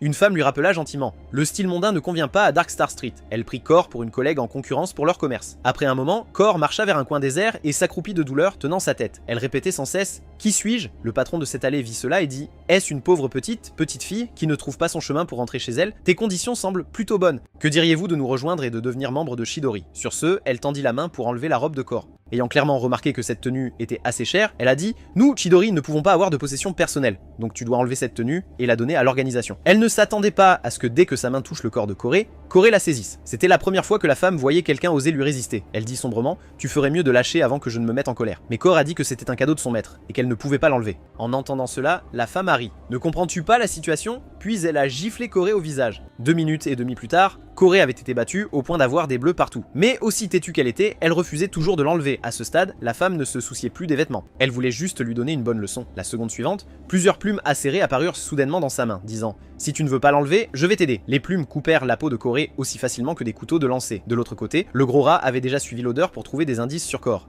Iso dit avec une certaine impatience « Peux-tu le faire ou pas ?» Le gros rat dit « Ne parle pas, suis-moi ». Iso dit « Mais tu ne marches pas en ce moment, tu rampes ». Bientôt, les deux arrivèrent à l'allée où Corée était entrée. Le gros rat dit « Cor est à l'intérieur ». Bien que la forte pluie ait emporté la plupart des odeurs, mon nez en a encore capté une trace. Iso dit « Alors dépêchons-nous, qu'est-ce qu'on attend ?» Le gros rat dit « Attends 1 minute. » Devant, c'est la rue de l'Étoile Noire. C'est l'endroit le plus sale et le plus chaotique sous l'extérieur glamour du quartier du phare. Se perdre n'importe où, ça va, mais se perdre dans la rue de l'Étoile Noire serait problématique. Iso ne prit pas cela au sérieux du tout, disant « N'est-ce pas juste un lieu de rassemblement pour quelques voyous ?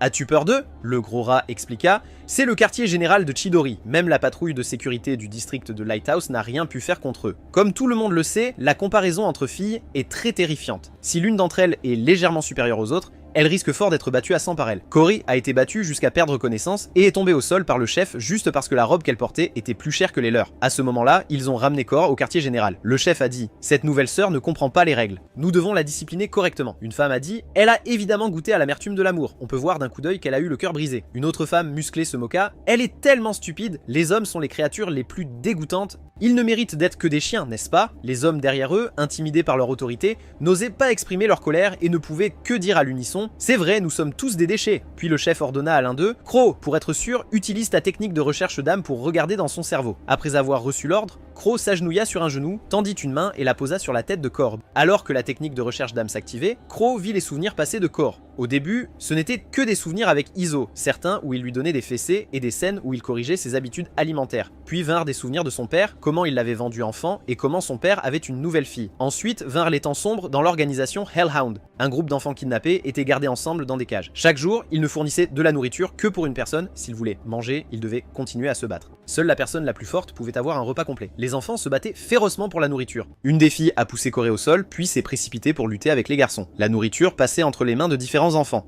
Juste au moment où un garçon pensait avoir obtenu la nourriture, il a été frappé violemment à la tête par derrière avec une pierre par la fille de tout à l'heure, mettant fin à sa vie, puis elle a ramassé le pain vapeur et a averti Corée. « Je n'aime pas frapper les filles, alors ne cherche pas les ennuis. » Un homme lui a également rappelé gentiment « Si tu ne peux pas te battre pour la nourriture, tu ne peux pas survivre ici. Vous êtes une meute de chiens maléfiques venus de l'enfer, le seul sens de votre existence est de réaliser les tâches de votre maître. Sans ordre, vous ne pouvez pas tomber. Tant qu'il te reste un souffle, tu dois te relever et traîner tes ennemis en enfer avec toi. » Ce n'est qu'à ce moment-là que Crow sentit que quelque chose n'allait pas du tout. L'identité de cette femme pourrait-elle être? Pendant ce temps, Iso et son groupe avaient déjà infiltré Dark Star Street. Pour forcer Cora à se montrer, ils ont collé un conteneur de créatures toxiques sur la tête d'un homme en disant « Parle vite !» Avez-vous vu une jolie fille portant une robe dorée? Petit rappel amical, un de mes actifs expérimentaux importants est perdu, donc je suis de très mauvaise humeur en ce moment. Puis il a pointé le cadavre desséché au sol qui avait été vidé par les insectes toxiques en disant « Si tu oses me mentir, tu finiras comme lui. » Le gros rat a aussi commencé à transpirer de peur, trouvant cela dégoûtant. Bien que les moustiques cérébraux biochimiques aient été développés par Iso les trouvait dégoûtants et ne les avait jamais utilisés auparavant. Mais aujourd'hui, il a fait une exception. Cet homme a également eu si peur qu'il s'est mouillé, disant « Je l'ai vu. Elle a été emmenée dans l'entrepôt, là-bas par notre patron. » L'expression d'Iso est devenue instantanément laide, disant « Passe devant et montre le chemin. » Quand les trois sont arrivés, ils ont été choqués par la scène devant eux. Des corps gisant en désordre sur le sol, tous avec des blessures de mort horribles. À travers l'examen, Iso a découvert que ces personnes avaient toute la gorge tranchée par une seule lame. Le gros rat a dit que c'était pareil de son côté, mais Iso sentait que quelque chose n'allait pas, car si Corée avait perdu la tête, elle aurait dû utiliser la vapeur à pression thermique. Alors pourquoi toutes ces blessures mortelles provenaient-elles de lames tranchantes coupant les gorges? À ce moment-là, il y eut du mouvement derrière la porte. Quelqu'un appelait à l'aide. Il s'est avéré que le patron avait fait le mort et échappé au désastre. Iso demanda rapidement au gros rat de voir si elle pouvait encore être sauvée. La femme était allongée par terre, souffrant, le sang jaillissant de son cou qu'elle tenait. Le gros rat reconnut ce tatouage à ce moment-là, disant « Elle semble être la chef de Chidori, mais pourquoi n'est-elle pas habillée? Et ses fesses sont si grosses aussi. » Iso dit « Arrête tes bêtises, sauvez-la rapidement et interrogez-la. Si nous tardons, elle va vraiment mourir. » Alors que le facteur de réparation des tissus humains était injecté dans son corps en seulement 3 minutes, la blessure à son cou s'est automatiquement refermée. Elle ne s'était pas encore remise, tremblant en disant « Sa lame était si rapide. » Je n'ai rien vu du tout. Iso a dit « Que s'est-il passé ici? Est-ce que ces gens ont été tués par une femme en robe dorée qui fait l'idiote ?» À la mention de la robe dorée, la femme semblait encore plus effrayée, répétant qu'elle ne savait pas. Ces souvenirs terrifiants semblaient être quelque chose dont elle ne pourrait jamais se débarrasser de sa vie. Il s'est avéré que lorsque Crow regardait les souvenirs de Cor, elle a accidentellement activé une autre personnalité dans le corps de Cor, le Hellhound. Elle a attrapé le bras de Crow et, avec juste un peu de force, l'a facilement cassé. Crow souffrait tellement qu'elle se roulait par terre. Cette scène terrifia également les autres présents. Cor semblait être devenu une autre personne. Ses cheveux dorés d'origine étaient maintenant devenus d'un violet mortel et glaçant. Son apparence mignonne d'origine avait également disparu, laissant place à un regard de mort avant le massacre. Juste à ce moment-là, 3 couteaux de lancer traversèrent soudainement l'air à distance. Corey attrapa d'abord 2 d'entre eux à main nue et mordit fermement le dernier avec ses dents. Une scène aussi exagérée fit frissonner le patron. Elle ne s'attendait pas à ce que Corey soit si puissante. Les autres ne prenaient toujours pas cela au sérieux, disant « C'est notre territoire, tu ferais mieux de laisser Crow partir tout de suite. » Mais les mots suivants de Crow les figèrent sur place. Elle vient de Hellhound. Ce n'est qu'alors que tout le monde réagit en disant « Tu veux dire quel est ce Hellhound qui a osé envahir le district d'or pour assassiner des nobles mondiaux ?» Aussitôt les mots prononcés, le chef s'agenouilla immédiatement sur un genou et dit « Libérez Crow.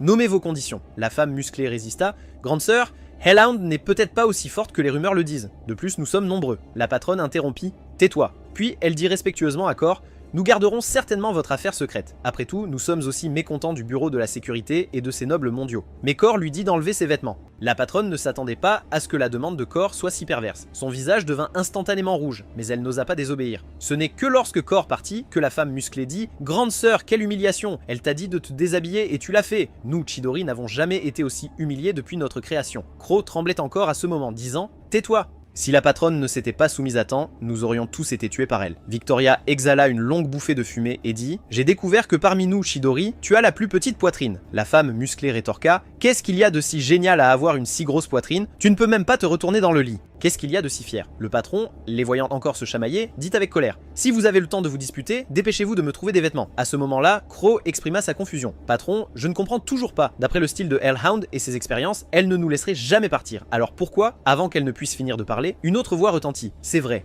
Avec la façon de faire de Hellhound, aucun de vous ne survivrait. » Tout le monde leva les yeux en suivant la voix, disant « Qui es-tu » C'était Doberman, le plus fort assassin de l'organisation Hellhound, mais la seule réponse qu'ils reçurent fut la lame cruelle de Doberman, si rapide que la femme musclée eut la gorge tranchée avant de pouvoir réagir. Avant de mourir, elle a articulé ses derniers mots d'une voix rauque « Boss, enfuis-toi !» Mais évidemment, leur force n'était pas du même niveau. Même s'échapper était un luxe. Les autres ont tous été tués d'un seul coup, jusqu'à ce qu'il ne reste que le boss seul. Doberman la regarda de haut en bas et dit « Est-ce que toutes les gangs souterraines de Golden City sont comme vous ? Vous tuer est encore plus facile que de tuer un rat. » Ce n'est qu'après avoir vu cela qu'Iso et le grand rat ont compris ce qui s'était passé avant leur arrivée. Le grand rat dit « Donc ce n'était pas Ultimate Calamity qui l'a fait, mais Hellhound est si fort. » Comment se fait-il qu'Ultimate Calamity n'ait même pas pu battre Omilk à l'époque? Cependant, Iso n'écoutait rien de tout cela. La seule chose qu'il voulait savoir maintenant, c'était pourquoi les cheveux de Cor étaient redevenus violets, et même ses souvenirs précédents avaient été récupérés. L'expérience de l'hôte du Cocoon of Despair avait été menée des milliers de fois, et ce genre de situation ne s'était jamais produit auparavant. Juste au moment où il se préparait à partir à la recherche de Cor,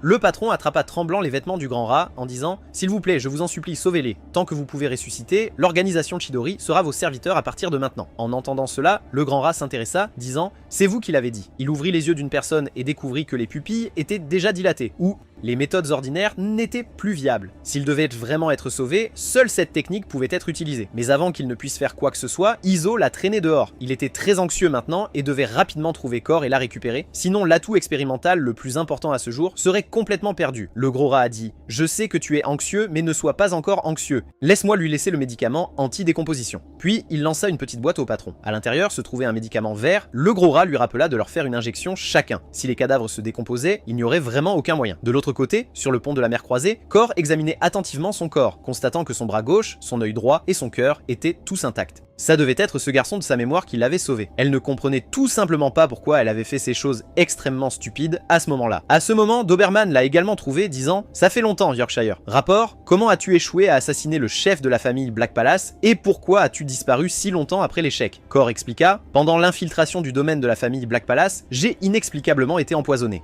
Puis j'ai rencontré un épéiste qui se faisait appeler l'épée de l'aube crépusculaire et il m'a coupé le bras gauche et la jambe gauche. En entendant cela, Doberman analysait également si Cor disait la vérité. L'épée de l'aube crépusculaire était le plus fort épéiste de l'ordre du destin et aussi un héros de la ville. Il a dit « Héros classé 5ème, c'est normal que tu n'aies pas pu la battre, mais ton bras gauche, je ne connais pas la situation spécifique. J'étais dans le coma tout le temps. » Voyant qu'elle ne semblait pas mentir, Doberman dit « Très bien, puisque tu n'es pas morte, continue d'exécuter les tâches du maître. » Cor s'agenouilla sur un genou et dit « D'accord. » Mais juste à ce moment-là, Izo, qui les avait poursuivis, arriva aussi à cet endroit, les surprenant tous les deux. Izo dit « Que ce soit maintenant ou à l'avenir, tu n'auras jamais qu'un seul maître et c'est moi. » Doberman demanda qui il était. Cor dit qu'il était la personne qui l'avait sauvé. Doberman a dit « Il a même guéri tes cordes vocales. On dirait qu'il te traite plutôt bien. Tu ne trahirais pas ton maître pour lui, n'est-ce pas ?» Après avoir reçu la réponse négative de Cor, Doberman ordonna à Cor de le tuer de ses propres mains. Ce n'est que de cette façon qu'elle pourrait prouver sa loyauté. Après avoir reçu l'instruction, Cor s'approcha d'Izo pas à pas. Ses yeux étaient déjà devenus d'un rouge impitoyable, disant « Tu n'aurais pas dû me poursuivre. » À ce moment, Izo enleva son masque et sourit calmement, disant « Je peux te dire très sérieusement qu'à partir du moment où je t'ai sauvé, tu m'appartenais déjà. Si tu ne reviens pas sagement avec moi, tu vas te faire taper les fesses. » Contre toute attente, en entendant ces mots,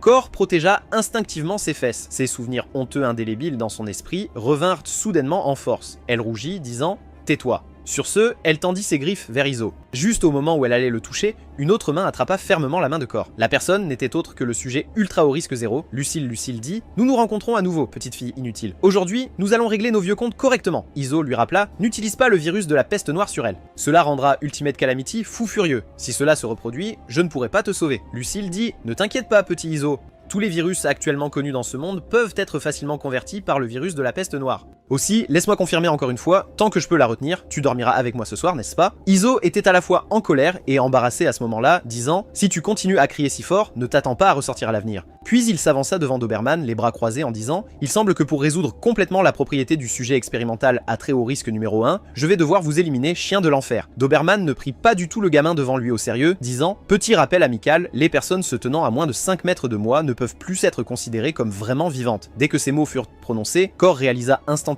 que quelque chose n'allait pas, disant « Doberman, attends un moment. » Mais c'était déjà trop tard. En une seconde, Doberman avait déjà frappé le coup de Cor avec une lame. La seconde suivante, Izo s'agenouilla au sol, tenant son artère saignante. Doberman dit « Les enfants ne sont que des enfants. À part être bruyants, ils n'ont pas d'autres capacités. » Mais à peine avait-il fini de parler qu'un poignard tranchant se dirigea vers son visage. Les réflexes rapides de Doberman l'ont bloqué, disant « Yorkshire, tu ferais mieux d'expliquer ton comportement tout de suite, ou je le considérerais comme une trahison. » Seul Cor, à ce moment-là, ne comprenait pas non plus pourquoi ses larmes coulaient de manière incontrôlable. Lucille était complètement confuse en voyant cette scène. Attends, n'était-elle pas retenue par moi? Quand elle regarda en arrière, elle découvrit que son bras avait été sectionné à un moment donné. Elle regarda le membre sectionné sur le sol, pensant en elle-même « Impossible !» Cor dit « Ne t'ai-je pas dit d'attendre un moment ?» Cor à ce moment semblait avoir récupéré une autre personnalité. Son œil droit émettait des vagues de lumière terrifiantes. Le Doberman dit « Puis-je comprendre cela comme le fait que tu rends l'appareil à cet enfant qui t'a sauvé? Mais tu devrais connaître les règles des chiens de l'enfer. Nous ne pouvons avoir de sentiments pour quiconque d'autre que notre maître. » Juste à ce moment-là, Izo, qui était sur le point de mourir, éclata soudain de rire. Cette scène terrifia Doberman. Personne n'avait jamais survécu à l'un de ses coups. Izo dit « Désolé, j'ai injecté un facteur de prolifération cellulaire à l'avance. Faire semblant de te laisser me tuer était juste pour tester si Cor, avec la personnalité de chien de l'enfer, conservait encore des souvenirs de moi. Si l'actuel chef de la famille Purcelade, le président actuel de la société de recherche sur la pureté, pouvait être tué par des moyens physiques dépassés, ce serait vraiment pathétique. » Puis il agita la main en disant « Viens, retourne auprès de ton véritable maître. » Mais à sa grande surprise, ce qui l'accueillit fut un coup de poing solide de Cor. Doberman était également confus. Que se passait-il maintenant? Pourquoi Yorkshire s'est-il soudain mis à le frapper? Lucille à côté était aussi anxieuse, criant « Comment oses-tu frapper mon petit Izo? Une fois que j'aurai rattaché mon bras, je viendrai vous tuer tous. » Après avoir mis Izo à terre, Cor dit froidement « Je ne suis plus cette fille aux cheveux dorés. Si tu continues à m'importuner, je ne me retiendrai plus. » En entendant cela, Izo se contenta de rire, disant « Mais je ne pense pas. » Puis il sortit un ours en peluche de sa poitrine, disant « Par exemple, vous tenez tous les deux à cette petite poupée ours, n'est-ce pas? Plutôt que de devenir une machine à tuer insensible, pourquoi ne pas me laisser donner à ta vie un sens plus grand? Rejoins-moi pour utiliser l'alchimie et remodeler ce monde douloureux. C'est un monde où tu peux garder près de toi les gens que tu aimes et qui t'aiment. Doberman interrompit à ce moment-là. Dommage, même si un tel monde existe, vous ne le verrez pas. Les personnes faibles, hésitantes, indécises qui se complaisent dans les émotions ne méritent pas d'être des chiens de l'enfer. À ce moment-là, le pont était déjà entouré par ses subordonnés. Il dit « Tuez-les tous » d'un geste de la main. Tout le monde s'est précipité en avant imprudemment l'un après l'autre. Izo a dit « Quelle époque est-ce? Vous jouez encore au jeu des nombres, mais au moins j'ai attiré la véritable force de combat de votre organisation. » Izo a sorti à nouveau un pistolet alchimique de sa poitrine, disant « Alors, éliminons-les tous. » Il a appuyé sur la gâchette et un projectile violet a été tiré du canon. Le projectile s'est instantanément transformé en d'innombrables petites particules, réduisant tous les soldats en charge en cendres. De l'autre côté, Lucille dans sa fureur se transforma directement en sa véritable forme. Un immense dragon noir s'enroulant au-dessus du pont, la sensation oppressante fit même dresser les poils de Doberman.